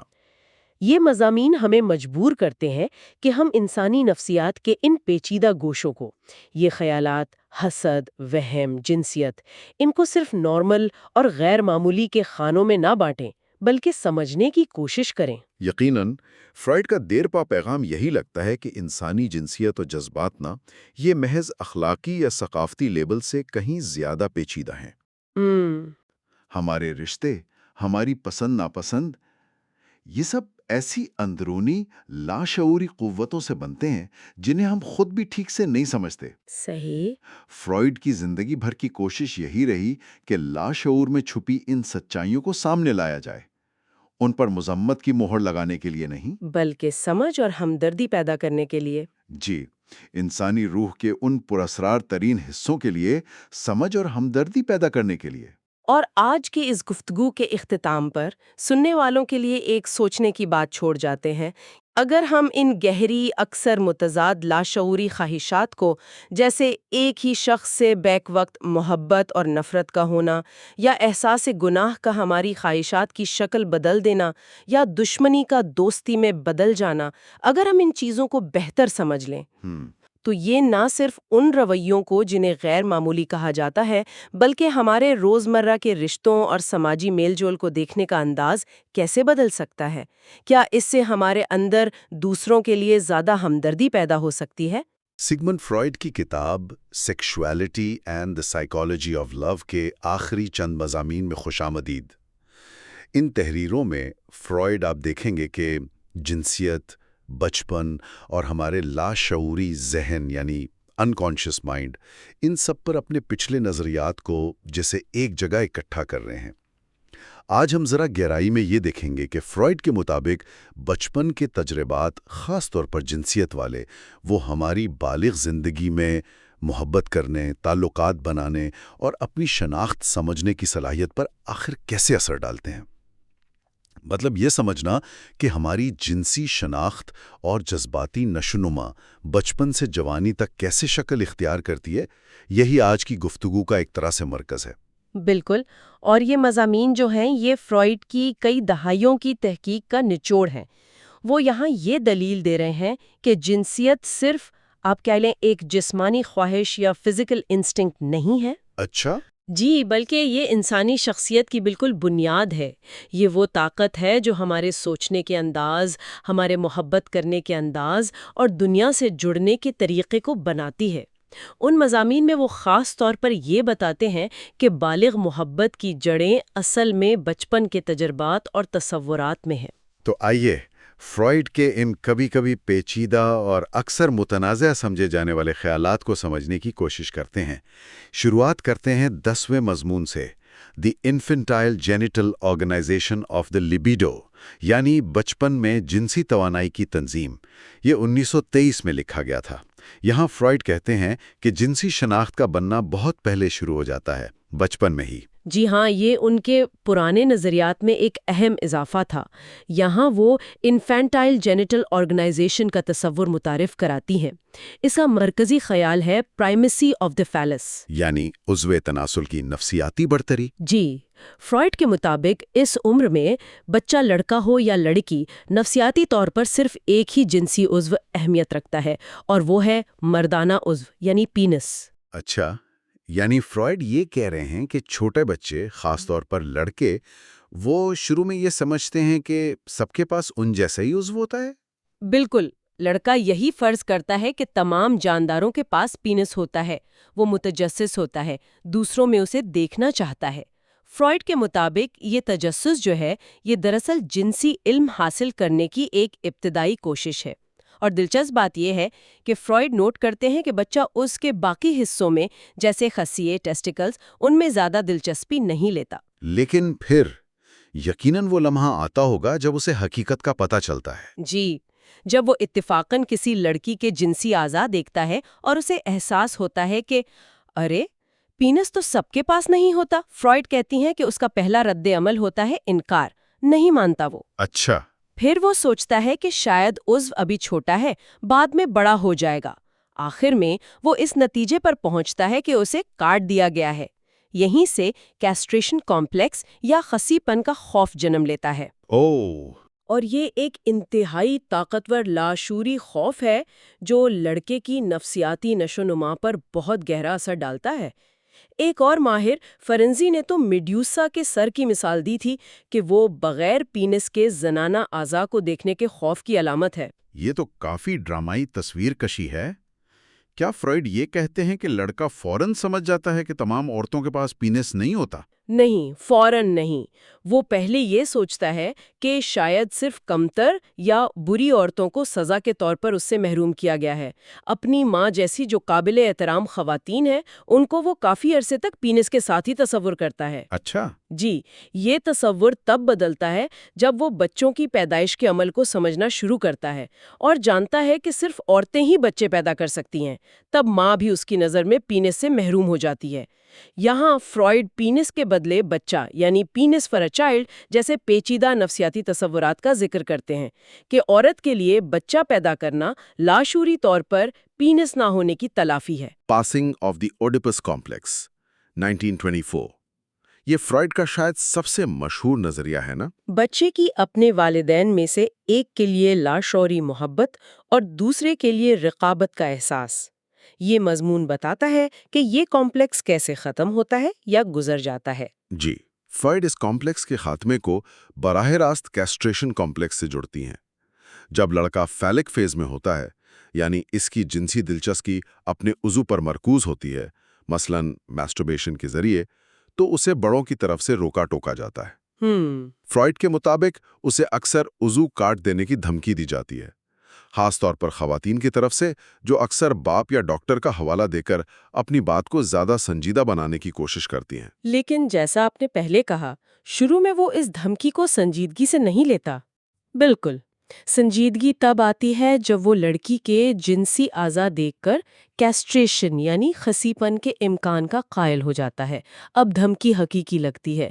یہ صورتحال ایک شدید نفسیاتی کشمکش پیدا کرتی ہے۔ ایک طرف اس کے عضو میں اس کی نارگسی دلچسپی یعنی نارسسسٹک انٹرسٹ، خود سے محبت، اور دوسری طرف والدین، خاص طور پر ماں کے لیے اس کی محبت بھری جنسی خواہشات یعنی لبڈنل اٹیچمنٹ۔ اور اس کشمکش کا نتیجہ کیا نکلتا ہے پھر؟ فرائیڈ کے مطابق عام طور پر نارگسی دلچسپی یعنی اپنے عضو کو بچانے کی خواہش وہ غالب آ جاتی ہے۔ لڑکے کی انا ایگو وہ اوڈیپس کمپلیکس سے دستبردار ہو جاتی ہے۔ وہ باپ کے ساتھ شناخت یعنی آئیڈینٹیفیکیشن قائم کرتا ہے، یعنی لاشعوری طور پر باپ جیسا بننے کی کوشش کرتا ہے۔ جی، باپ کی اتھارٹی اور سماجی پابندیوں کو وہ اپنے اندرونی ضمیر یا سپر ایگو کے طور پر جذب کر لیتا ہے۔ اس عمل کو انٹروجیکشن کہتے ہیں۔ یہ سپر ایگو پھر انسیسٹ یعنی محرم سے جنسی تعلق کی جو ممانت ہے اس کو قائم رکھتا ہے۔ تو اس طرح اوڈیپس کمپلیکس ختم ہوتا ہے۔ فرائیڈ اسے محض دبا دینا یعنی ریپریشن نہیں کہتے۔ وہ اسے ریپریشن سے زیادہ کمپلیکس کی تباہی، ڈسٹرکشن یا تحلیل، ڈیزولوشن قرار دیتی ہیں۔ اس عمل میں جنسی خواہشات یا تو غیر جنسی ڈی سیکشولائزڈ ہو کر بلند مقاصد سبلائمیٹڈ کی طرف مڑ جاتی ہیں، جیسے پڑھائی میں دل لگانا، کھیل کود وغیرہ، یا پھر وہ نرم محبت بھرے جذبات افیکشنیٹ فیلنگز میں تبدیل ہو جاتی ہیں۔ یہ عمل عضو کو بچاتا ہے لیکن اس کی جنسی فعل کو وقتی طور پر روک دیتا ہے، جس سے جنسی دلچسپی کا خفتہ دور یعنی لیٹنسی پیریڈ شروع ہوتا ہے اور یہ بلوغت تک جاری رہتا ہے۔ یہ تو ہوئی لڑکی کی کہانی۔ لڑکیوں میں یہ عمل کیسے ہوتا ہے؟ فرائیڈ خود مانتے ہیں کہ یہاں تصویر زیادہ صاف نہیں ہے۔ جی، وہ تسلیم کرتی ہیں کہ لڑکیوں کی نفسیات کو سمجھنا زیادہ مشکل ہے۔ تاہم وہ کہتی ہیں کہ لڑکیاں بھی اوڈیپس کمپلیکس، سپر ایگو کی تشکیل اور لیٹنسی پیریڈ سے گزرتی ہیں۔ ان میں بھی فیلک آرگنائزیشن اور کیسٹریشن کمپلیکس ہوتا ہے، مگر مختلف انداز میں۔ مختلف انداز میں؟ ہاں، یہاں فرائیڈ کا مشہور قول آتا ہے، انیٹمی از ڈیسٹنی، یعنی جسمانی ساخت تقدیر کا فیصلہ کرتی ہے۔ جب لڑکی لڑکے کا عضو دیکھتی ہے تو وہ فوراً سمجھ جاتی ہے کہ اس کے پاس ایک ان کے خیال میں کم تر عضو ہے، کلیٹورس۔ اس سے اس میں پینس انوی یعنی حسد عضو پیدا ہوتا ہے۔ پینس انوی یعنی عضو کا حسد، اس کا کیا مطلب ہے؟ ذرا وضاحت کریں گی؟ فرائیڈ کے مطابق یہ صرف حسد نہیں ہے، یہ ایک گہرا احساس محرومی ہے اور یہ خواہش کہ کاش اس کے پاس بھی ویسا ہی عضو ہوتا۔ وہ امید کرتی ہے کہ شاید بڑی ہو کر اسے مل جائے۔ فرائیڈ کے نزدیک یہ لڑکی کے میسکولینٹی کمپلیکس یعنی مردانہ پن کے کمپلیکس کی بنیاد بن سکتا ہے، جہاں وہ مردانہ خصوصیات اپنانے کی کوشش کرتی ہے۔ لیکن کلیدی فرق یہ ہے، لڑکی کاسٹریشن کو ایک ہو چکی حقیقت اسٹیبلش فیکٹ کے طور پر قبول کرتی ہے، جبکہ لڑکا اس کے مستقبل میں ہونے کے امکان سے خوفزدہ رہتا ہے۔ اچھا، تو اس فرق کے نتائج کیا ہوتے ہیں؟ فرائیڈ کا نظریہ یہ ہے کہ چونکہ لڑکی کو کیسٹریشن کا وہ براہ راست خوف نہیں ہوتا، اس لیے اس میں اوڈیپس کمپلیکس کو ختم کرنے اور ایک مضبوط سپر ایگو بنانے کی ویسی شدید تحریک نہیں ہوتی جیسی لڑکے میں ہوتی ہے۔ اس کا اوڈیپس کمپلیکس نسبتاً سیدھا ہوتا ہے۔ وہ ماں کی جگہ لینا چاہتی ہے اور باپ کی محبت حاصل کرنا چاہتی ہے۔ تو پھر اس کا کمپلیکس کیسے حل ہوتا ہے اگر وہ شدید تحریک نہیں ہے؟ فرائیڈ کے مطابق تلافی یعنی کمپنسیشن کے طور پر لڑکی لاشعوری طور پر پینس کی خواہش کو بچے کی خواہش وش فار اے چائلڈ میں تبدیل کر دیتی ہے۔ یہاں وہ پینس از ایکول ٹو چائلڈ کی مساوات کام کرتی ہے۔ اچھا، بچہ یعنی پینس کا متبادل؟ جی، لاشعوری طور پر، خاص طور پر بیٹا وہ پینس کا متبادل بن جاتا ہے۔ وہ باپ کو محبت کے مرکز آبجیکٹ کے طور پر چنتی ہے اور ماں کو رقیب سمجھتی ہے۔ اگر یہ خواہش یعنی باپ سے بچہ حاصل کرنے کی لاشعوری خواہش پوری نہیں ہوتی تو یہ کمپلیکس وقت کے ساتھ آہستہ آہستہ مدھم پڑ جاتا ہے۔ یہ نظریات خاص طور پر پینس انوی اور انیٹمی از ڈیسٹنی، ان پر تو بعد میں کافی تنقید ہوئی ہے۔ اب ہم آخری مضمون 12ویں حصے پر آتے ہیں، Some Psychological Consequences of the Anatomical Distinction Between the Sexes 1925۔ یہاں فرائیڈ حیاتیاتی فرق کو براہ راست نفسیاتی نشو نما سے جوڑ رہے ہیں۔ جی، اس مضمون میں وہ لڑکی کے ایڈیپس کمپلیکس کی ابتدا پر مزید تفصیل سے بات کرتی ہیں۔ سوال یہ اٹھاتی ہیں کہ لڑکی اپنی پہلی محبت یعنی ماں کو چھوڑ کر باپ کو اپنی محبت کا مرکز کیسے بناتی ہے۔ فرائیڈ کے مطابق کلیدی موڑ تب آتا ہے جب لڑکی کسی لڑکے کا عضو دیکھتی ہے اور فوراً پینس انوی کا شکار ہو جاتی ہے۔ اس کے برعکس لڑکا جب پہلی بار لڑکی کے اعضاء دیکھتا ہے تو وہ ہچکچاہٹ یا بے رغبتی دکھاتا ہے جب تک کہ کیسٹریشن کا خوف اسے متحرک نہ کرے۔ تو یہ پینس انوی لڑکی کی نفسیات پر کیا اثرات مرتب کرتا ہے؟ فرائیڈ کے مطابق کیا کیا نتائج ہو سکتے ہیں؟ فرائیڈ اس کے کئی ممکنہ نتائج بتاتی ہیں۔ ایک تو میسکولینٹی کمپلیکس یعنی مرد بننے کی شدید خواہش یا مردانہ رویہ اپنانا۔ دوسرا ڈینائل یعنی انکار، کیسٹریشن کی حقیقت سے انکار کرنا اور یہ یقین رکھنا کہ اس کے پاس بھی پینس ہے۔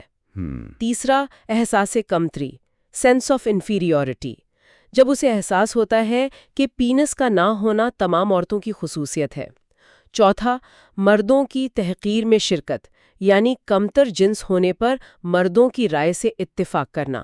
اور پانچواں حسد، جیلسی۔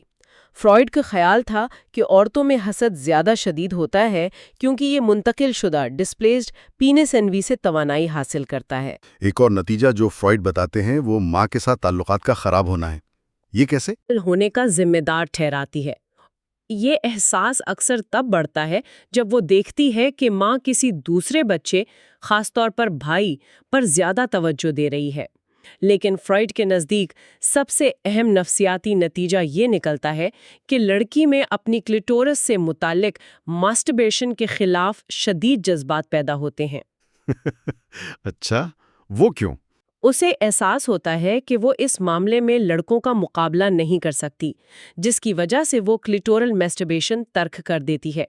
فرائیڈ اسے نسوانیت، فیمینٹی کی طرف پہلا قدم قرار دیتی ہے۔ اس کے بعد وہی پینس از ایکول ٹو چائلڈ والی مساوات کے ذریعے جنسی توانائی لبیڈو باپ کے طرف منتقل ہوتی ہے اور ماں حریف بن جاتی ہے۔ تو یہاں ایک بنیادی تضاد، ایک فنڈامنٹل کانٹراسٹ سامنے آتا ہے جو آپ نے پہلے بھی ذکر کیا۔ جی، کیسٹریشن کمپلیکس لڑکی کو اوریپس کمپلیکس کی طرف دھکیلتا ہے، جبکہ یہی کمپلیکس لڑکے کے اوریپس کمپلیکس کو ختم کرنے کا باعث بنتا ہے۔ بالکل، اور اسی تضاد کا اثر سپر ایگو کی تشکیل پر بھی پڑتا ہے۔ چونکہ لڑکے کا اوڈیپس کمپلیکس کیسٹریشن کے خوف کی وجہ سے نسبتاً تیزی سے اور مکمل طور پر تباہ ہوتا ہے، اس لیے اس کا سپر ایگو زیادہ مضبوط، غیر شخصی، امپرسنل اور سخت بنتا ہے۔ لڑکیوں میں چونکہ کمپلیکس آہستہ آہستہ ختم ہوتا ہے یا صرف دب جاتا ہے، تو ان کا سپر ایگو مختلف ہوتا ہے۔ جی، فرائیڈ کا متنازع نظریہ یہ تھا کہ ان کا سپر ایگو اتنا سخت، غیر شخصی اور جذباتی اثرات سے آزاد نہیں ہوتا جتنا مردوں کا۔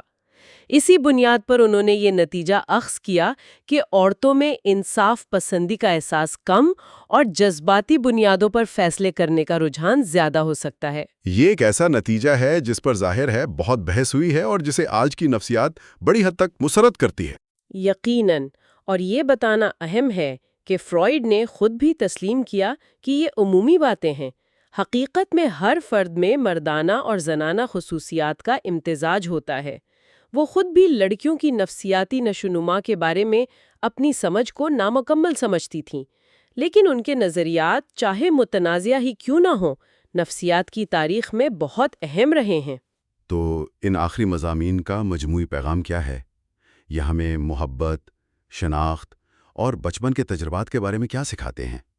دیکھیں، ان ابواب سے یہ بات بہت واضح ہوتی ہے کہ ہماری بالغ زندگی کے جذبات، ہماری محبت کرنے کی صلاحیت، ہمارے تعلقات، ان سب کی جڑیں بچپن کی خواہشات، خوف، دریافتوں اور لاشعوری کشمکش میں بہت گہرائی تک ہیں۔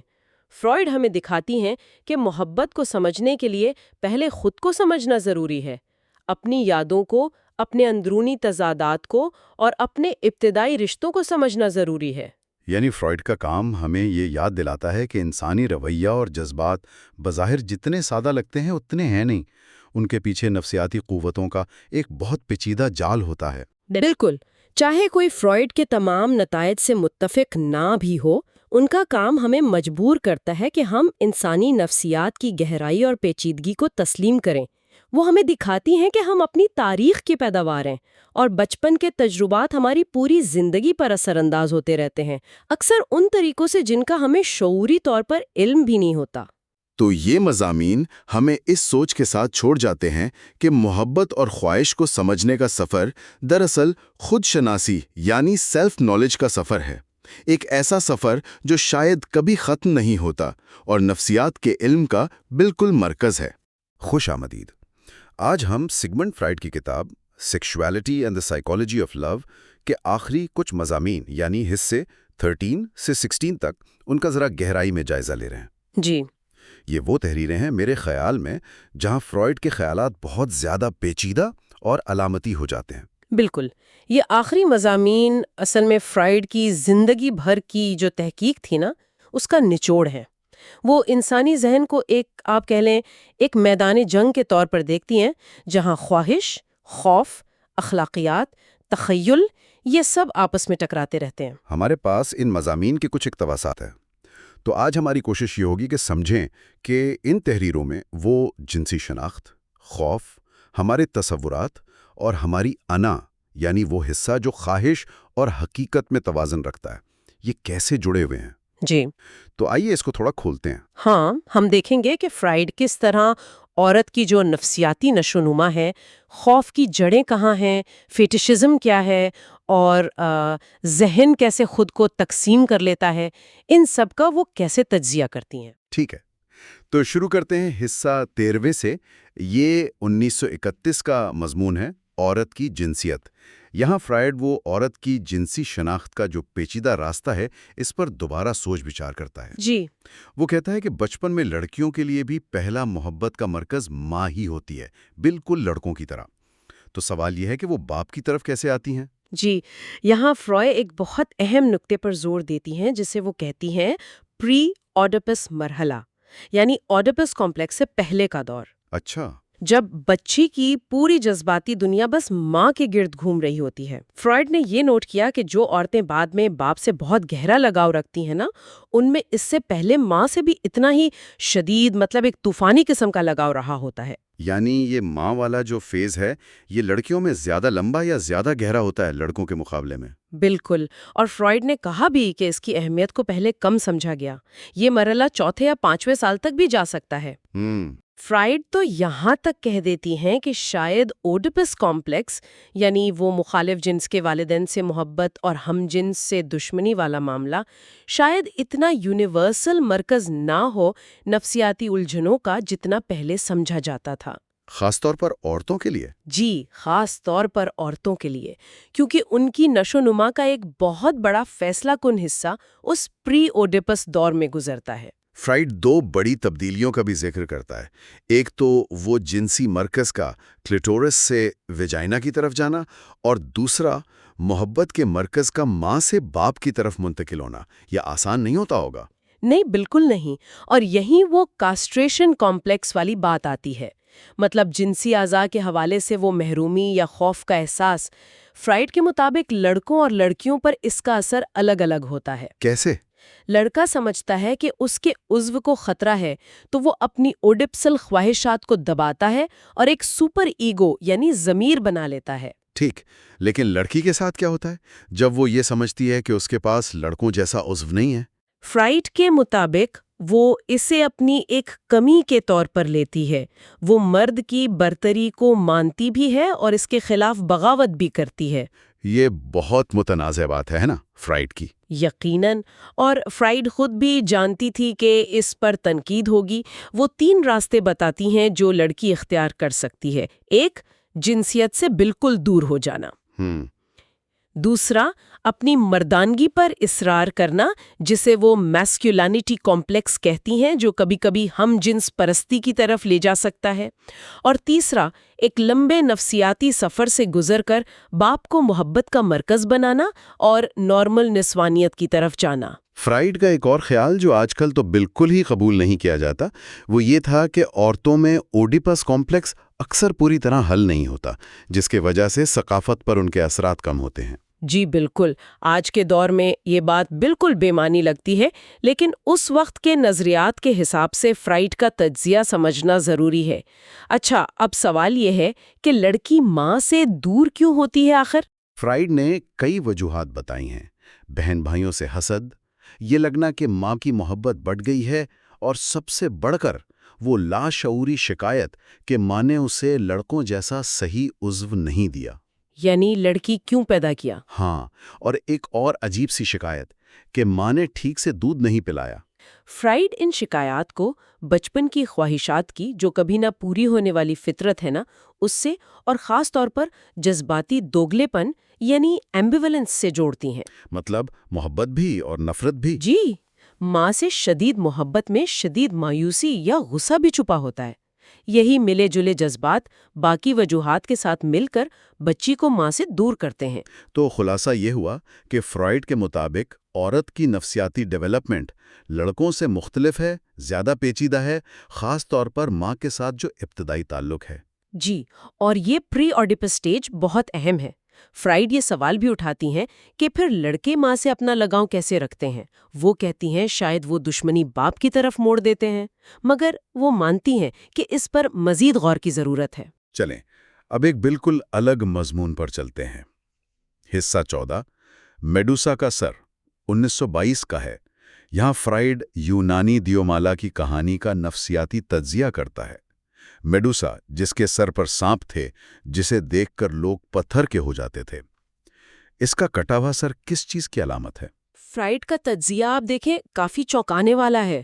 وہ کہتی ہیں سر کاٹنا نفسیاتی طور پر خسی کرنے یعنی کیسٹریشن کی علامت ہے. اوہ! تو میڈوسا کا سر دراصل عورت کے جنسی اعضاء کی علامت ہے، جسے دیکھ کر لڑکے کو پہلی بار وہ کیسٹریشن اینزائٹی یعنی اپنے عضو کے کٹ جانے کا شدید لاشعوری خوف محسوس ہوتا ہے. اچھا، یہ خوف ماں کے جنسی اعضاء کو دیکھنے سے جڑا ہے؟ جی، فرائڈ کے مطابق. لیکن پھر سر پر بالوں کی جگہ سانپ کیوں؟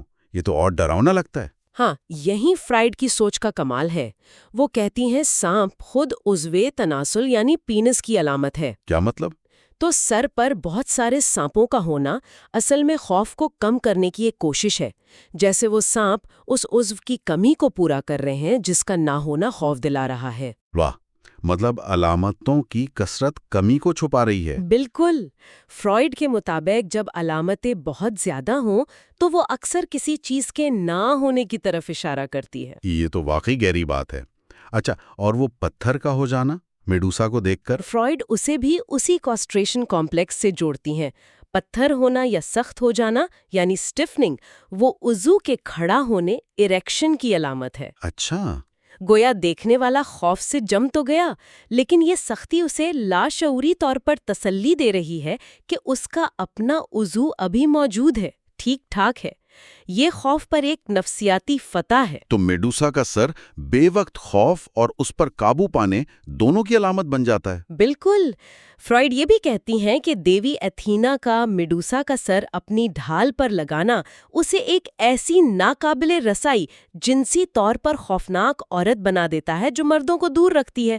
آخر میں ایک اور نکتہ ہے کہ جنسی اعضاء دکھانا دشمن کو ڈرانے کا ایک قدیم طریقہ بھی ہو سکتا ہے. اچھا، ٹھیک ہے. اب آتے ہیں حصہ ایکس وی پر، فیٹیشزم، 1927 کا مضمون. فیٹیشزم کیا ہے؟ یہ کسی خاص چیز جیسے جوتا یا جسم کے کسی غیر جنسی حصے سے غیر معمولی جنسی لگاؤ۔ جی، فرائیڈ نے ایسے کئی کیسز کا تجزیہ کیا۔ وہ اس نتیجے پر پہنچے کہ تقریباً تمام کیسز میں فیٹش کا مطلب ایک ہی ہے۔ وہ کیا؟ یہ عضو تناسل کا متبادل ہے، پینس سبسٹیٹیوٹ، لیکن کسی عام عضو کا نہیں، بلکہ خاص طور پر عورت یعنی ماں کے اس فرضی عضو کا جس پر چھوٹا لڑکا کبھی یقین رکھتا تھا اور جسے وہ کھونا نہیں چاہتا۔ کیوں نہیں کھونا چاہتا؟ یہ پھر وہی کیسٹریشن والی بات آ گئی۔ بالکل وہی۔ جب لڑکا یہ حقیقت دیکھتا ہے کہ عورت کے پاس عضو نہیں ہے تو یہ اس کے لیے ایک صدمہ ہے۔ یہ اسے اپنے عضو کے لیے بھی خطرے کا احساس دلاتا ہے۔ اگر عورت کاسٹریٹڈ ہو سکتی ہے تو وہ بھی ہو سکتا ہے۔ یہ اس کی نرگسیت کے لیے ناقابل برداشت ہے۔ تو وہ حقیقت کو ماننے سے انکار کر دیتا ہے۔ ریپریشن میں خیال لاشعور میں چلا جاتا ہے۔ ڈینائل میں حقیقت کو تسلیم بھی کیا جاتا ہے اور رد بھی، ایک سمجھوتا ہوتا ہے۔ سمجھوتا؟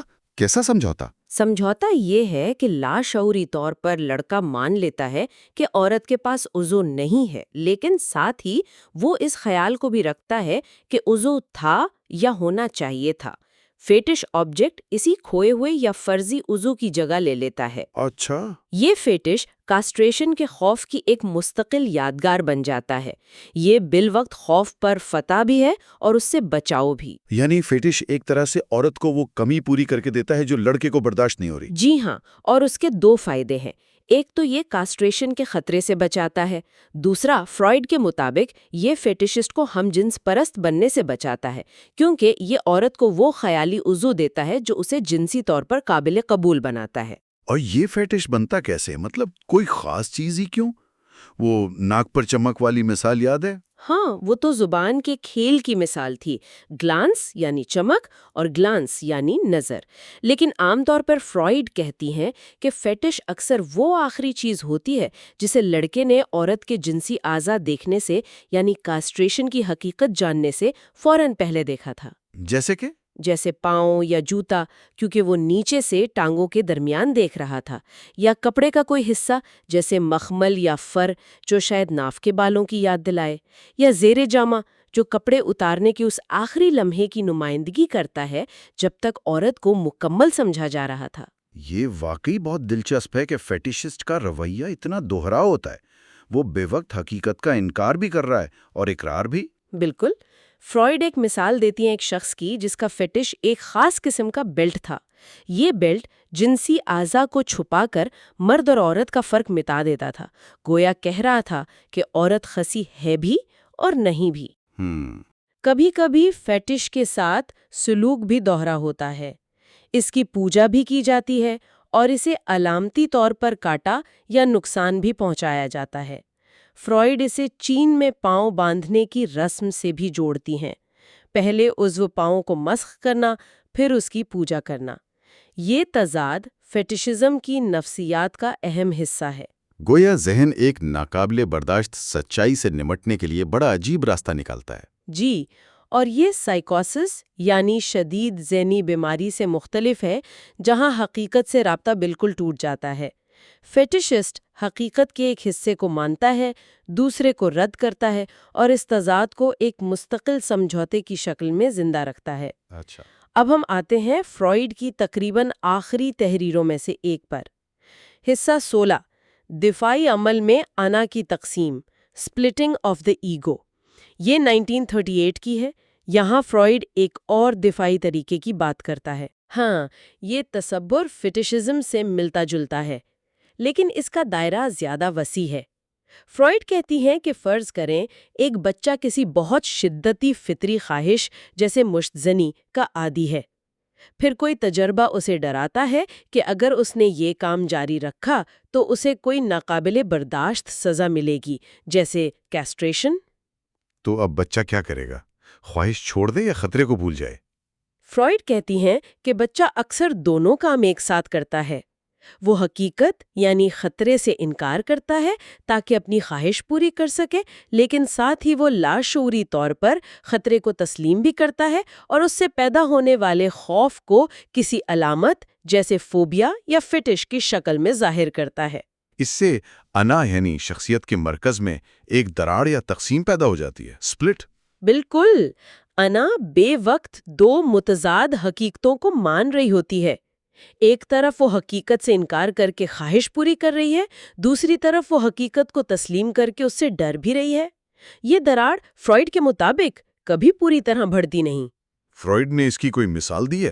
جی، وہ ایک لڑکے کا ذکر کرتی ہیں جسے بچپن میں جنسی تجربہ ہوا، پھر مشت زنی کرتے پکڑا گیا اور باپ سے خسی کرنے کی دھمکی ملی۔ اس نے عورت کے جنسی اعضاء بھی دیکھے تھے جو اس کے لیے خطرے کی تصدیق تھے۔ تو اس نے کیا کیا؟ اس لڑکے نے مشت زنی نہیں چھوڑی، اس نے ایک فیٹش بنا لیا تاکہ یہ یقین کر سکے کہ عورت کا عضو موجود ہے اور اسے کوئی خطرہ نہیں۔ تو یہ تو حقیقت سے انکار والا حصہ ہو گیا، اقرار والا حصہ کہاں ہے؟ وہ ایک شدید خوف کی شکل میں ظاہر ہوا، خاص طور پر باپ کا خوف۔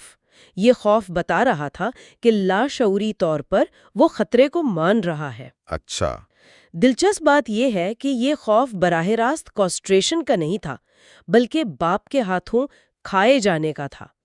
فرائیڈ کے مطابق یہ نفسیاتی طور پر زیادہ پرانے اورل فیز کی طرف واپسی یعنی ریگریشن کو ظاہر کرتا ہے۔ جیسے وہ یونانی دیوتا کرونوس والی کہانی؟ بالکل، جو اپنے بچوں کو نگل جاتا تھا۔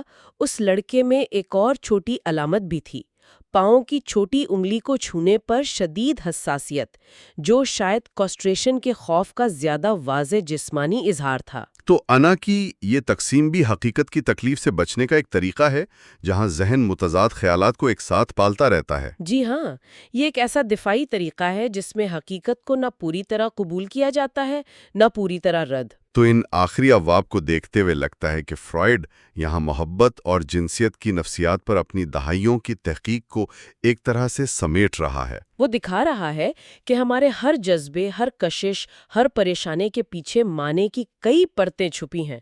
بچپن کے تجربات، سماجی دباؤ، لاشعوری تصورات، سب مل کر انہیں بناتے ہیں۔ بالکل، عورت کی جنسیت سے لے کر انا کی تقسیم تک فرائیڈ یہی واضح کرتی ہیں کہ ہماری اندرونی دنیا کبھی بھی سیدھی سادی نہیں ہوتی۔ یہ تضادات سے، سمجھوتوں سے اور ان دفاعی طریقوں سے بھری ہوئی ہے جو ہم حقیقت کی تلخیوں سے بچنے کے لیے اپناتے ہیں۔ یہ ہمارے احساسات اور ان چیزوں کے بیچ ایک مسلسل مکالمہ ہے جنہیں ہم محسوس کرنے سے خود کو روکتے ہیں۔ فرائیڈ کا پیغام آج بھی اہم لگتا ہے نا؟ اگر ہمیں محبت اور انسانی رویوں کو سمجھنا ہے تو ہمیں انسانی روح کی ان پوشیدہ گہرائیوں، ان لاشعوری خواہشات اور خوف اور ان سے نپٹنے کے یہ جو پیچیدہ طریقے ہیں، انہیں سمجھنا ہوگا۔ جی بالکل، اس کا کام ہمیں یہ سکھاتا ہے کہ ہر رشتے، ہر جذبے، ہر سوچ کے پیچھے ایک پوری نفسیاتی تاریخ چھپی ہوئی ہے جو بس دریافت ہونے کا انتظار کر رہی ہے۔ تو اس سب کا کیا مطلب نکلتا ہے؟ شاید یہی کہ انسانی ذہن ناقابل یقین حد تک پیچیدہ ہے، تضادات سے بھرا ہے، اور حقیقت کو سمجھنے اور اس سے نمٹنے کے ہمارے طریقے اکثر بڑے حیران کن، بعض اوقات عجیب ہوتے ہیں۔ یہاں ایک سوال ذہن میں آتا ہے جو شاید سننے والوں کو بھی سوچنے پر مجبور کرے۔ اگر ہمارا ذہن جیسے فیٹشزم اور انا کی تقسیم میں نظر آیا بے وقت دو بالکل متضاد حقیقتوں کو قبول کر سکتا ہے، تو پھر سچائی یا حقیقت بذات خود کیا چیز ہے؟ کیا یہ کوئی ٹھوس باہر موجود شے ہے، یا یہ بھی ہمارے ذہن کی تشریحات، سمجھوتوں اور دفاعی ضرورتوں کا نتیجہ ہے؟ یہ واقعی ایک بنیادی سوال ہے جو فرائیڈ کے کام سے ابھرتا ہے اور ہمیں اپنی نفسیاتی حقیقت کی نوعیت پر گہرائی سے غور کرنے کی دعوت دیتا ہے۔ آخر تک ساتھ رہنے کا بہت شکریہ۔ اگر اس گفتگو سے آپ کو کچھ سیکھنے کو ملا ہو تو برائے کرم چینل کو سپورٹ کرنے کے لیے لائک، شیئر اور سبسکرائب ضرور کریں۔ پاکستان سے باہر کے ناظرین سپر تھینکس کے ذریعے یا چینل ممبر بن کر سپورٹ کر سکتے ہیں۔ پاکستان میں مقیم دوست جیز کیش یا راست آئی ڈی کے ذریعے تعاون کر سکتے ہیں۔ پن مکمل سپورٹ کی تفصیلات اس ویڈیو کے نیچے پن شدہ کمنٹ میں دی گئی ہیں۔ مزید ویڈیوز کے لیے حمزہ یعقوب کے ساتھ رہیں۔